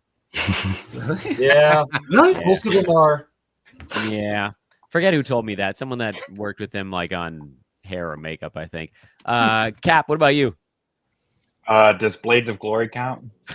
Yeah, that counts. No, I'd actually go with Remember the Titans for sure. Not basketball, but there's so many epic quotes and epic moments in there. I got to go Remember the Titans for sure. That's a really good one. Basketball movie would probably be Above the Rim. Yes. Great call. But I do have a soft spot for Dodgeball. I don't know, man. This movie's fucking. My kid loves it, so yeah, that's probably why it's top of mind for me. But Remember the Titans is also that's like classic. Love that movie. Mike? Does baseballs count? Oh my God, that's a deep cut. For sure. That is is a deep absolutely cut. one of my favorite just comedies in general. Absolutely. But I'd say an even deeper cut that I never hear anyone say when this question's asked. Any Given Sunday. Great movie. It's a great movie. I don't think I've seen it since when it came out, right? Like, Well, everybody always watched the show. I never watched the show. yeah, everybody watched the show. I did not. I don't. Nah, Did I the miss movie anything? with Oliver Stone? That's the one. I Yeah. thought that was like the Any Given Sunday was like the remix to the program. I don't know if everyone ever saw that, but I always thought that movie was like way far ahead of its time of like juicing and like collegiate sports being a joke. Like it was a great movie. I don't think I saw that. You gotta see it. Oh, I just looked it up. That's from '93. Yeah. I think it's who's in that movie? James Caan. Yeah, James Caan. Yeah, that's it. I'll be damned. Yeah, I didn't even know about that one. Scott, what about you? You know, I was big in the Mighty Ducks movies back Hell in the yeah. day. Those were There we go. fantastic. Goldberg. Julie the Cat Gaffney, you know, had a little crush on her. But I think I think probably my all-time favorite though was probably Cool Runnings. That's Did you know that Jamaica has a bobsled team? Feel the rhythm, feel the rhyme. Sanka. Am I remembering that right? I think so.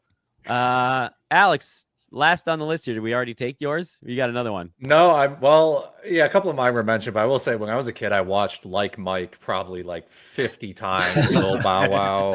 I remember that guy, Crispin Glover, was like, I thought that was the most evil man in the world who like ran that orphanage. I'm like, this is the worst guy. But there's so many good like cameos in that movie. I think like Iverson, I think was in that movie. Maybe Chris Webber.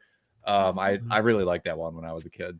Isn't Crispin Glover? Didn't he play Marty McFly's dad? He did. Back to the He Future? did. Yeah. That's 2 Back to the Future references on today's marathon live stream because I want those shoes and also the weirdest man in Hollywood, Crispin Glover. Let's see what we got. Yeah, R.I.P. Mr. Baseball. Well, Dan, what's your favorite? Because I reckon I've heard you over the years reference Happy Gilmore multiple times. That's a great one. Happy Gilmore's a great one. They're making a new one too. They are. I'm worried. I'm afraid of that one. Because the crux of the film, the most important character, my cousin, Francis Bay, has since passed away since the first one was made. I've already told many of you about this, and my listeners have heard it, but Grandma is my cousin from Happy Gilmore. She's my dad's mom's first cousin. So I don't know what that makes her to me. First cousin twice removed or something like that. Every year, she had a house in Studio City here in LA. Every year she'd have that side of the family over for like a little reunion. And the year that Happy Gilmore came out, I guess my dad had told her that I was very big into the film. And so she got Adam Sandler's signature on a bunch of like cocktail napkins to give to me and my friends. So somewhere in my mom's house, there's an Adam Sandler signed cocktail napkin from Grandma Gilmore. She said he was very nice. So there you go. Yeah, my buddy's was in what's it called? Billy Madison. Actually, he was one of like the main little kids. He said the same thing, like Adam Sandler. Like he was in Toronto once, and they like bumped into each other, and they like just picked up like it was nothing, even though he was like 6 at the time when he was in the movie. It's crazy. So he was one of the elementary school students. Yeah, he was the son of the like the Booger Queen or whatever. The mucus queen is yours. Yeah, that's one of the kids. My buddy, he looks exactly the same these days. That's the greatest thing I've heard on this show. That is. You know, crap. A reference to the kid. You know, another good one as fantasy managers, Moneyball. Kind of reminds me how I'm piecing my fantasy team together in like late March for silly season.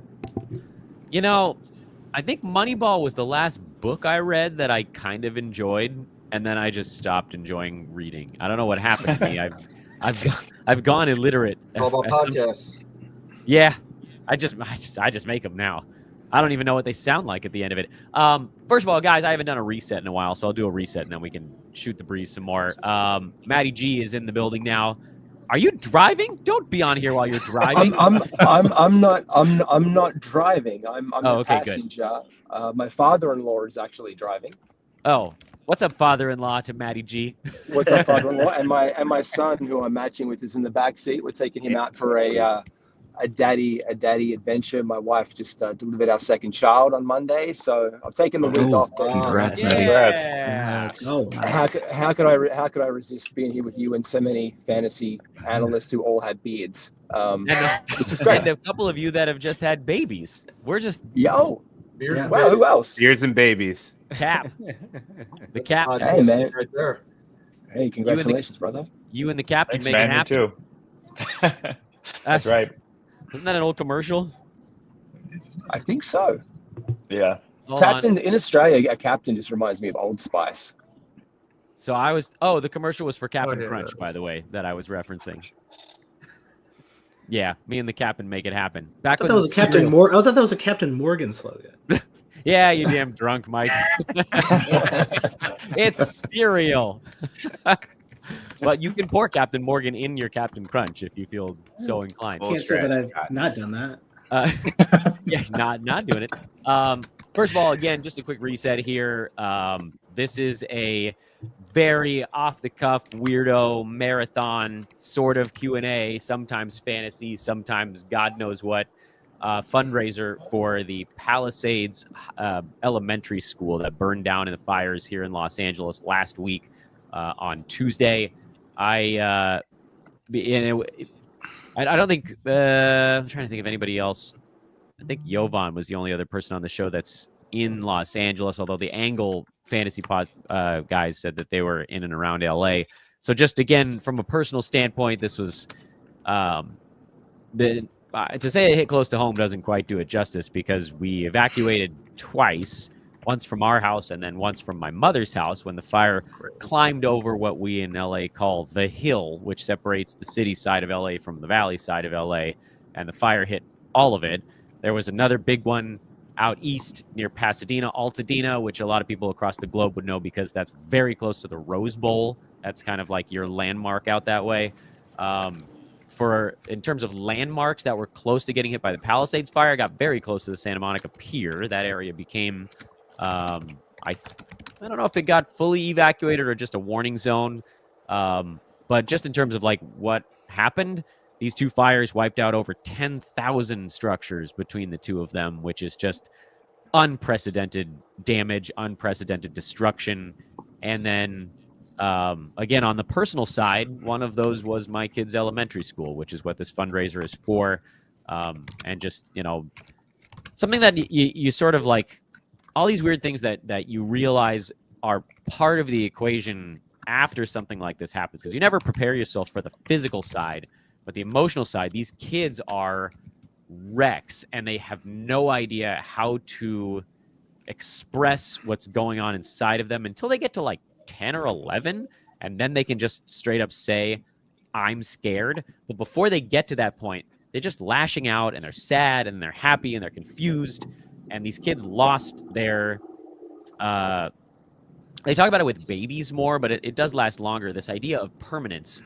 And that's really the biggest thing that was lost, beyond just the stuff, because everything in the school burned down, and a lot of these kids' houses burned down. Again, we are lucky. We live in an apartment in Lower Brentwood. Jovan was on the show earlier talking about Lakers that were impacted. LeBron James lives in Upper Brentwood. It's only like 2 miles away as the crow flies, but as the dollar flies, it's a very different area. That area got evacuated, and it never quite... Like, if you looked at a map, and I'll put a picture of it up on Twitter at some point, our apartment is like just south of a golf course, and there's this sort of big road, and then like spaced out foliage that has this almost buffer. So the evac line got to about 2.5 blocks to the west of us, and about 1.5 blocks to the north of us, and never quite got on top of our building. But there was no freaking chance we were staying here, especially on that first day when it was like 90-mile-an-hour winds. Anyway, these fires, like, everybody wants to blame someone, and I get that. That's sort of like the natural inclination, is something has to be at fault.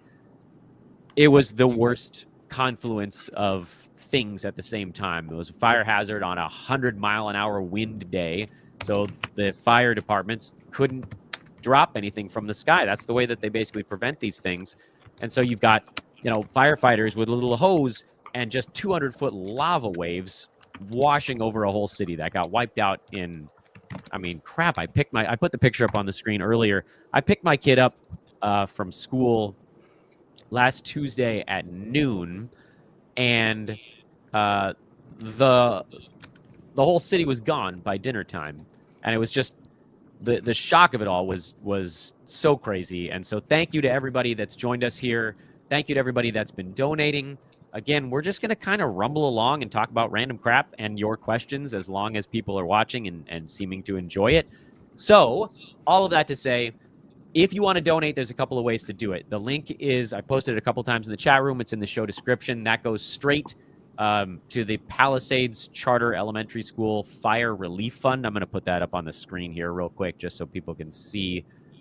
This is what that website would look like. It's going to push all of our faces into the tiny little row along the column on the left side. That's the website.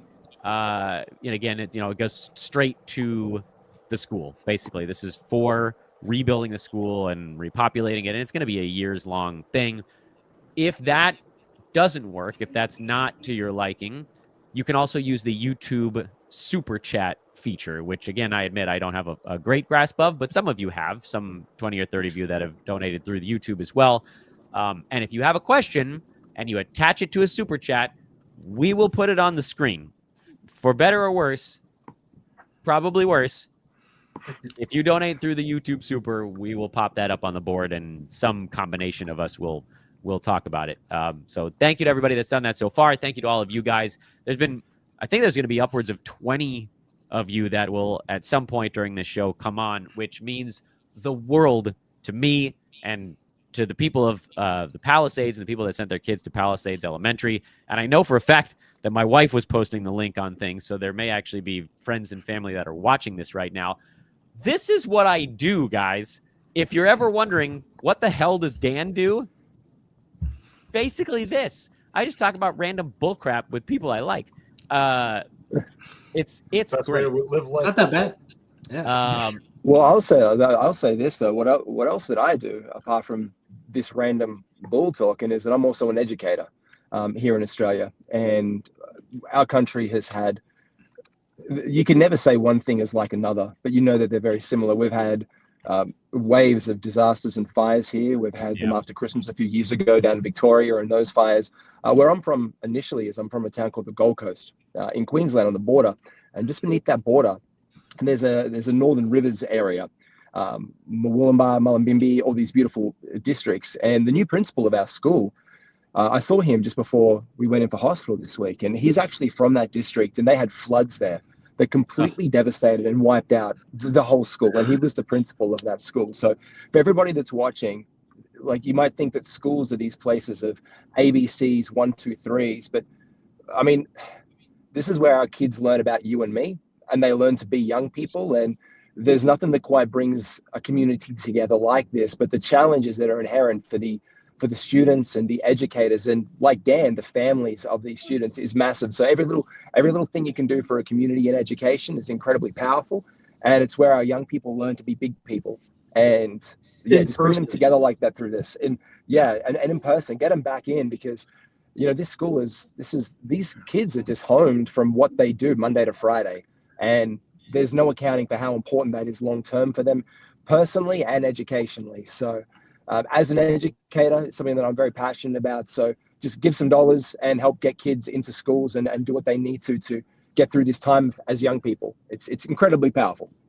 Yeah, I work at a school too, so I just wanted to chime in real quick and just kind of piggyback on that, Matt. I think it's really important too, the in-person experience. We all knew with COVID what our kids had to go through, having to deal with everything, virtually made a huge difference. And also another thing to point out too, some of these kids might not have the best home life situations. Yeah. So a lot of times school is an escape for them. It's a chance 100%. For them to live a little bit more of normalcy. And again, being amongst their peers and stuff, and especially real young kids who are just getting started, who are learning how to grow with others and share and take orders from other adults besides their parents and stuff like that.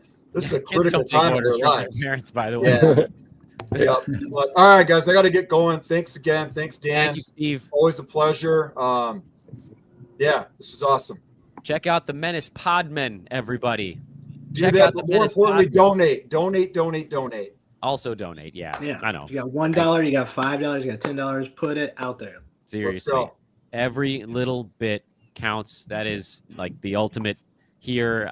Thank you to everybody that's donated through the chat. Thank you to everybody that's donated off the chat. Some of you have messaged me on Twitter to say that you've done so. Some of you had sent me screenshots. Obviously there are other ways to do it as well. If you have things to donate, I can't take those from you. I live in a 2-bedroom apartment in Los Angeles, so I can't store items. But there are a lot. I mean, there's a million places you can drop them off right now. And these people need stuff because, it's funny. And everybody kind of like copes in their own way. And in talking to a lot of the families that have lost their houses in this, dark humor seems to be probably the leader in the clubhouse of like ways to deal with it. Where I was talking to my kid's best friend's dad who lost their house. And there's an area in the Palisades called the Alphabet Streets, where the streets just start with a letter of the alphabet. And it's overwhelming. If anybody out there wants to Google it, like, I don't know how many houses there are on those streets, a couple hundred. I mean, you can count on one hand how many actually made it. It's truly insane. Usually fire kind of like jumps over buildings every once in a while. You get this like pockmarked, this one's gone, this one's not. Just gone. There's like one shed in a picture of 2 or 3 of the streets. It's crazy. And it's just so sad, and again, I don't want to like turn this into the sad time, but it's part of it. The point of all of that was I was talking about how my other kid who goes to preschool in Brentwood, and that's in an evac zone. School is fine. His school is fine. Happens to go to preschool at a place that has an affiliate preschool in Mid-City. Actually, it's in K-Town here, which is like a 45-minute drive from my apartment. And I said something like, oh, yeah, I got to run. I got to get my other kid to preschool. It's a 45-minute drive, so probably going to have I'll have some time to think. And he said something like, well, at least you got more than one pair of underpants. And I was like, yeah, I think maybe you got it worse than I do right now. But they're all trying to figure it out. And again, if we can just like give them a place to congregate. My he's not home yet, so he's not going to get embarrassed by it. But my kid had like his first middle of the night nightmare in months. And it's so easy to see what's going on. This is just like, how does it manifest for an 8-year-old kid? Is he going to say I'm scared? No, an 8-year-old doesn't say that kind of stuff. Instead, they lash out. Like I bring him a Nutri-Grain bar and he wants to kick me because it's the wrong flavor, instead of just saying that's the wrong flavor, or like weird middle of the night freakouts because of the school, because they've suddenly, like, for a little kid, everything just is. That's the part. Like things just are. I go to school here. This is where my friends are. This is what it is. And then one day the rug just gone. And so they no longer have this trust of what's supposed to be around them and supposed to be permanent. And so like one of the things that killed me, and I know I'm not alone in just like every once in a while suddenly sitting and like thinking about it all and crying a little bit and then going back about my day, was we were driving home from my mom's house. So we evacuated to someone's ADU in Mid-City on Tuesday of last week because it was far. And then on Wednesday of last week, we evacuated to my mom's house in the 818 in the Valley. And then on Friday, we actually evacuated back home because the evac line got to within like 8 houses of my mom's. And we were like, well, our place is 2.5 blocks from the evac line, so we'll go there. And we were talking to our older kid, and he said something like, we're going to go home. We've been like watching the wind patterns and where this is moving, and we're okay. We're going to be fine there. And his response was, yeah, until we're not. I was like, no, wait a minute. Like, we got to probably do a better job of hiding you from everything that's going on. Anyway, please do continue to donate. We're probably going to get this thing wrapped up in the next 15, I would think. 3 o'clock feels like a pretty good time. 2-hour live show is probably enough live show. So last chance for everybody to, again, get those donations in. Question that popped up on the screen from P-Dub. First of all, thank you for the donation. You are awesome. Dan, who is your MVP? Well, I said Shea a few weeks ago, and I can't really push off of that. And actually, thinking about like my fantasy leagues, and we'll go through the board here with you guys. We might even do fantasy MVP. I had a third pick in 2 leagues, and one of them I went Shea, and the other one I went Luka, just so I didn't have the same guy in both. And the difference between where those 2 teams are on that decision alone is a stark reminder of how important it is to have a first-round pick that actually plays in a lot of ball games and does so at a very high clip. So real MVP, I'll go Shea, because how can we, like, the NBA doesn't want to give it to Jokic again. He's amazing and he would be a deserving winner, but the Thunder are just trouncing people. And fantasy MVP, I could also go Shea, or shout out Adam King, who's no longer on the show. We could all go Dyson Daniels and just ride off into the sunset on that one. Mr. McKee, I'm going around the horn here. Real MVP, fantasy MVP, and then maybe we'll wrap things up when everybody's done. Real MVP, SGA. I'm with you, Dan. I think OKC just looked tremendous. Fantasy, you can't go past Jokic, but Wemby's not far behind. Just getting those immense number of blocks. I think he's a category winner just for that stat alone. So Jokic for me for fantasy though. We'll go snake draft this time. Stock, you're next. SGA. I thought he was going to win it coming in. I'm not going to change it now. Like he's been the one guy, like advanced stats impact guy, who's kind of always hung with Jokic the last couple of years, and so now you got the better record. He's played more games too. So I think right now it's pretty clear cut unless the Thunder really slow down, especially with Chet going down. Say fantasy MVP. From the Great White North. Yeah, I'm a little biased, but I think it is. Like I was calling SGA the second best player in the NBA last year. I think I'm glad he's kind of like taking up even another notch, so I can be biased but also be right. That's nice. I would say fantasy MVP Josh Hart. Oh, yeah. I mean, like that.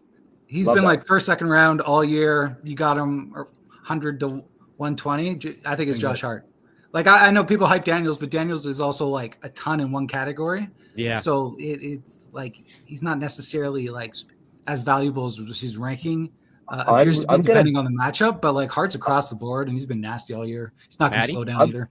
Well, I'm about to get out of the car in a second. I got to go, but I'm going to back that up. I would have picked Josh Hart because when you get a guy after 100 that can return value, like because you can look at Karl Anthony Towns and people picking him up at the end of the second and third round, and he's been like a top 5 or 6 player all year. They've got, those guys who make those jumps, but the significant difference in triple doubles from Josh Hart, man, I got to back you up 100%. He's definitely going to win a lot of leagues, I think. And real MVP, I'm just going to toot the same SGA horn. How great is it? I'm literally trying. I've got one more trade to make, and I can have my OKC stack.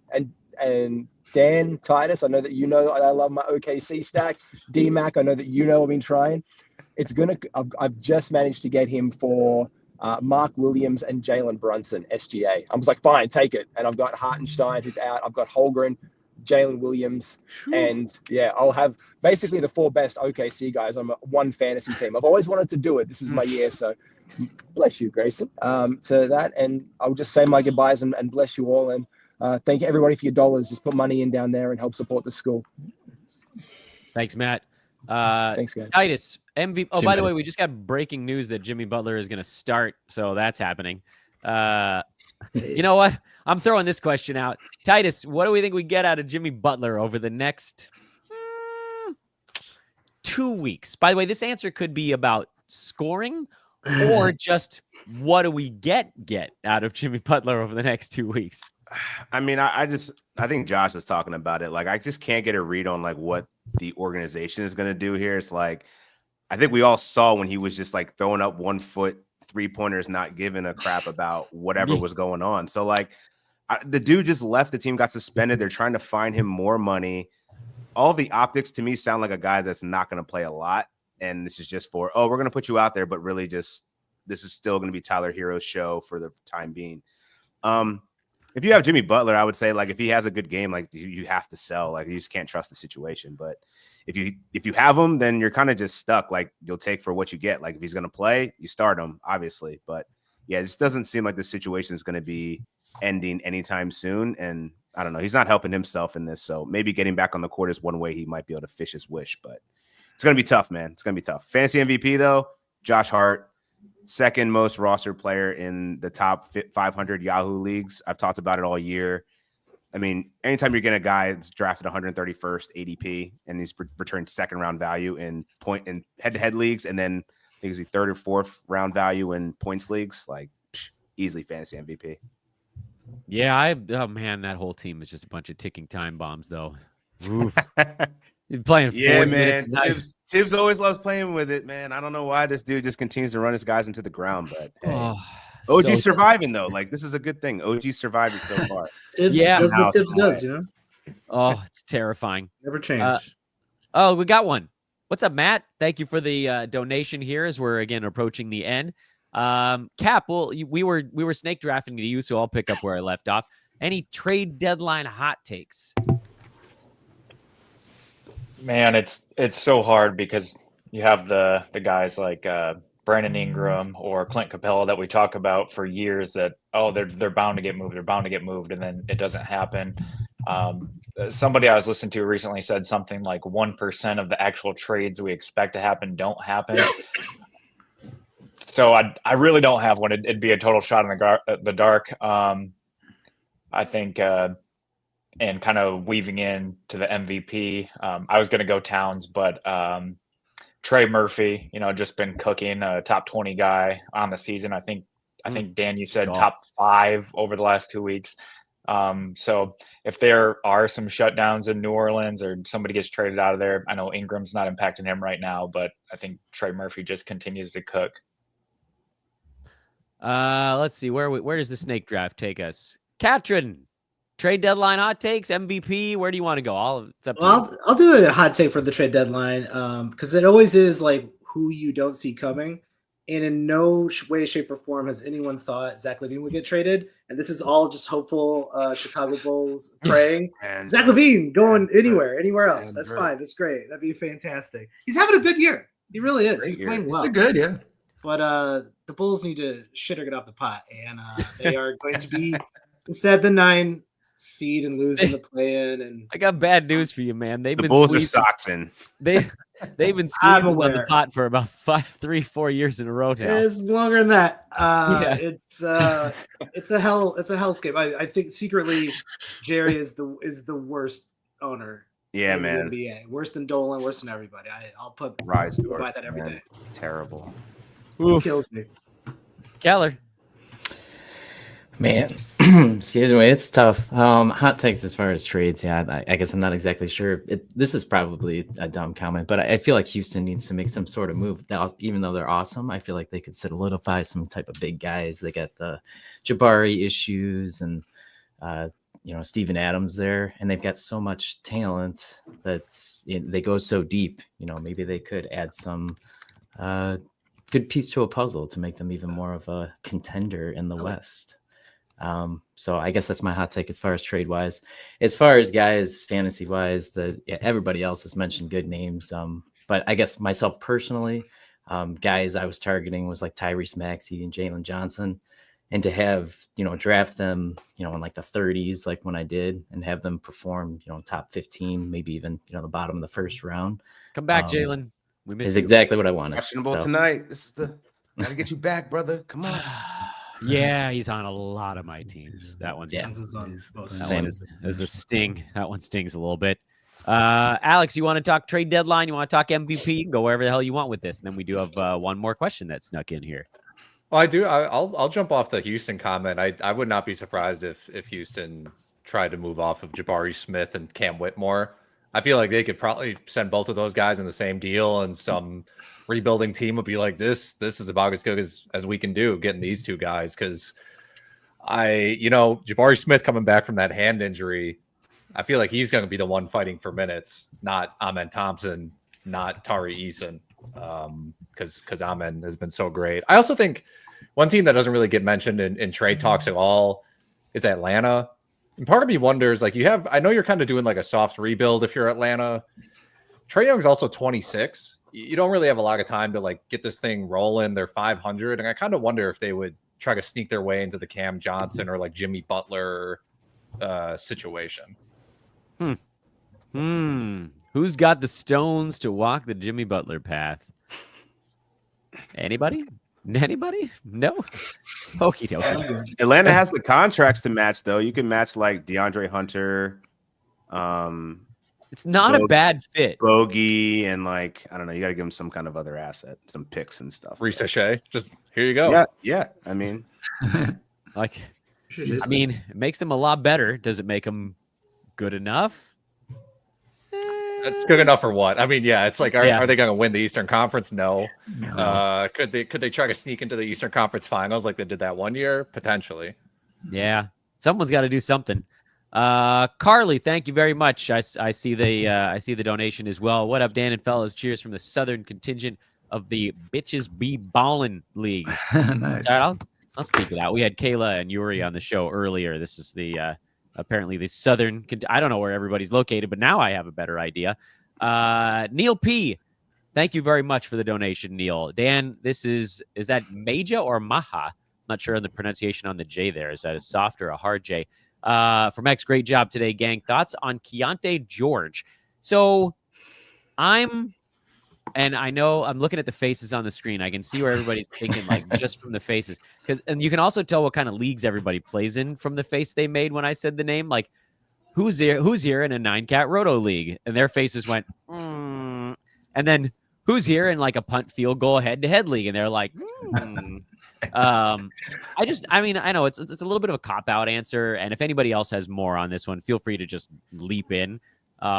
But it does kind of feel like Keontae is the ultimate in like what type of league are you playing type of guy, where he's probably about to go super silly over the next however many months. Utah's completely gone pre-tank mode. Everybody's out. Keontae came back in the last ball game, and then they decided Colin Sexton was tired, and now Walker Kessler's tired. Everybody's tired, man. It's a sleepy Utah Jazz team.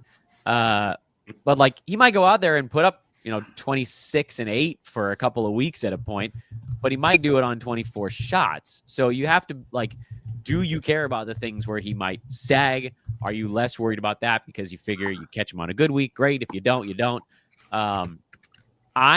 It's not the kind of player that I usually attack because of those wild swings, but he's probably going to put up some pretty good popcorn numbers post trade deadline would be my thought.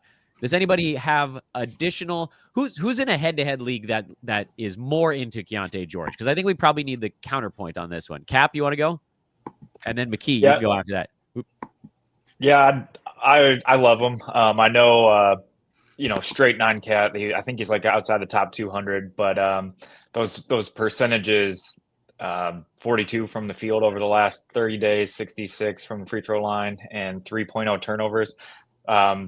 I think the free throws you can get by because like last 30 days, 1.6 out of 2.4, missing 0.8 free throws isn't going to kill you. The turnovers and field goal percentage. So if you're punting either of those in the preseason, I can't remember who it was. Somebody said that they really like doing punt both percentages in head to head, because if you're like me and you're watching your guys, every time they miss a shot, you're like, ugh, even if they hit their percentages. So one way to not even worry about that and have a bunch of guys jump up in value is to punt those percentages. But and head to head where you're trying to just out volume your opponents, I think the turnovers you can ignore a little bit, unless that's kind of built into your team. But yeah, the last 30 days, 17.5 points, 5 assists, 1 steal, 3.8 threes. I think he should survive the tank fest. I think he's one of the few that should. But I also thought the same about Kessler, and that was a little concerning to me because, like you guys were saying, I got him on a lot of teams. Rest, and then came back, and then rest again, and then none of those were even back-to-back. So that was a little concerning, but I think Keontae hopefully is one of the guys that survives. Dan, you want to add something on Keontae? Captain covered it all. I think volume counting stats, it's something that you just can't grab off the waiver wire that easily towards the end of the season. I think Utah are in tank mode already. Silly season has already hit, so I think himself, he's pretty free from that, pretty safe from that. I'm also intrigued by Isaiah Collier as well. But yeah, Keontae George, I'm excited by, and even in a points league situation, which I think you would have quite a few points league guys watching this as well, Dan. I think very exciting there. Yeah. Gentlemen, I think it's officially time that I can let you guys all go. I am so grateful for the time you've all taken. Some of you like a substantial amount of time on what the hell's today? Is it Friday? Yeah, it's Friday. Saturday for me, Dan. Yeah, that's true. Saturday for some. Seriously, guys, this means the world to me that all of you basically just dropped whatever the hell you were doing to pop on and help raise funds for an elementary school that you are only connected to because you guys know me and my kid is there. But, you know, it's one of those times I was talking to somebody, and I'll do well, you know what? I'll do the stories after everybody's gone. Seriously, just thank you to all of you. Let's keep doing what we can on this front, and let's win some fantasy leagues. You guys are the best. I really appreciate it. Thank you, Dan. Thanks, Dan. Thanks for having us. That was actually really fun. I liked hearing from everybody at the same time. I should have done that sooner. Thank you, guys. You can all go back to your day. You're all free to go. See ya. Thanks, guys. Later, guys. Later. So now it is I. Thank you to everyone. Just one last little tidbit here before we go. I held it together during the show, probably because we could just screw around for 2 hours. And that's the easy part. The hard part is when you really stop and think about everything that's going on. And I don't know how many of you guys are still watching at the end here. I'm sure many of you have closed the window, and that's fine because the Q&A part is over. Unless you, I mean, if you slip something into the very end here, I'll answer it. So that's fine. I guess I just wanted to take a minute at the end of the show to thank everybody, all of our guests on today's show, and then the many folks beyond the guests on today's show that helped promote the link on Twitter, because I know that was running live. Promotes the links on YouTube. I know with Twitter you can't do supers, so I'm guessing that those folks are probably the ones that went and donated directly to the link at hand, which I will again post in the chat room just so that anybody at the very end of the show can still see it. Thank you, Case. Made a donation directly to the fundraiser. Not sure if YouTube takes a cut. Yeah, honestly, I don't know either. I don't think they do, but I don't know because it looks like it all just popped up in a window. Like I'm looking at it right now to punch it into a calculator and add it all up, and then we'll make the donation. But if that was a concern, then that makes total sense. It all ends up in the same place. So thank you. That's amazing. I know a good number of you did that stuff off the YouTube side because I don't know how to use YouTube's supers and stickers and stuff like that. But some of you did. Like 30 of you apparently know how to do that. And then that number or probably more did it the old-fashioned way. So I don't have a final number right now. I will calculate all of that and I will post it with another big thank you. But again, just like from the emotional standpoint, I know I'm putting my kid up on the screen as sort of like a cheap tactic to try to get you guys to do a donation at the end. He's fine. My son is fine. Emotionally, he is fragile at the moment, as are he and a lot of his friends. And the story that I was going to tell, but I decided to let everybody off air before I did it so they didn't just have to sit and listen to me talking about things that I've seen over the last week that I was hoping I would never have to see. First of all, there's a little bit of a backstory here too. So to tell you that story, I got to tell you this one. I forget what I'm quoting there. So you never really think all that much about your district and like how what is your district, how are they connected to you on the education side? But they did an amazing thing. LAUSD, which is just a series of hoops to jump through most of the time, they got these kids whose school burned down 6 hours after this picture that I'm putting up of my kiddo standing in front of fires that are about to engulf the whole city. It was gone by dinner time. This was lunchtime. It was gone by dinner time. These kids were back at school 2 days ago, Wednesday of this week, The 15th, their school burned down on the 7th. They found a way to move an entire school of children from one campus to another so that they would have some place where they could all be together and not at whatever their home might be right now. Most of these families are in hotels. Some of them have found rentals. Some of them are staying in friends' houses. Some of them are bouncing between houses because they don't know how long they have to be gone, because there are people that are in the handful of houses that didn't burn down. They're like, when do I get to go home? I don't know, months. Then there are friends that live one city east in Brentwood, like where LeBron we were talking about. They're evacuated. They don't know when they can go back. Those areas are contaminated. Their houses are fine. It's not a war zone like this one. So there's all these different factors at play. And then the point of all that was to basically shout out the school, our education district, for getting all this stuff set up. And that was the story to tell you the following one, which is they had a welcome picnic on Tuesday of this week, so the day before school came back, to let the kids see the new campus that they're going to be messing around on.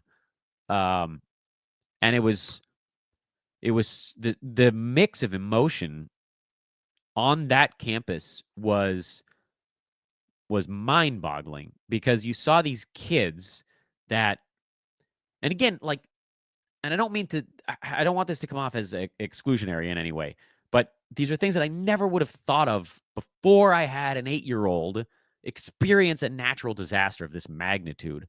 But they need this. They need each other. They need a place that they can call their safe home with their friends. They don't think about school as learning. They think about school as, like, that's where you go every day. That's where you get to be with your friends who you love. You get to be with teachers who keep you safe and teach you things. But then to see the parents around those kids who are fully going crazy because they have so much pent up energy, whether it's fear energy or aggression energy or whatever, and the parents who've been, for a week at that point, trying to keep their kids safe in whatever new environment they were stuck in, seeing them sort of in this release with their buddies and just sobbing uncontrollably. So many parents just like barely hanging on. And then that, not the destruction, not the loss, it was the reunion that sent all of them over that edge finally to where they couldn't anymore, because they had all their people with them. There were people to hug. It's a lot. It's been a lot. As I said at the outset, we're lucky. That's my boy on the screen in his Mario Brothers t-shirt. We're fine. We're fine. We have our home. He has a school to go to. We have our stuff. Our air quality is very bad, but you can wear a mask. There's simple solutions to that stuff. We lost our community, and that hurts like hell. But others lost so much more. And so the point of this 2-hour chat today was to try to build the community back, because there's kind of like a chicken and an egg thing going on here. What comes first, the community or the people in it? Well, they've got to have a place to be.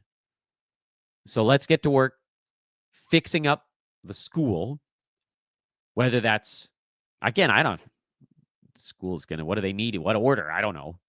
I've never been in anything like this. Last natural disaster I was in that really nailed everybody was the Northridge earthquake. Oh, and right in the middle of my closing statement, we have a Roki Sasaki answer. He is a Los Angeles Dodger, and now I have to text my baseball friends. Yep, you guys are going to have to wait for this text to go through. Wow. Well, that's a lot. Well, that's good news for LA, I guess. Anyway, if you're waiting on the Roki Sasaki news, he has once again spurned poor Blue Jays, man. Joe knew. Joe was on the show earlier. He knew. So yeah, that's Sasaki to the Dodgers. Stocky19, thank you for slipping in a donation at the end of the show. I appreciate it. Makes me feel like yammering on by myself here at the end was worthwhile. But the point of all of this is it's going to be a long process. And so whatever we can do as a fantasy community, as a sports community, is it's a really big deal. So thank you. Thank you. And with that, I will take my leave because I am sick as a dog, but I made it by doping myself up on various medicines. And I will leave you with this.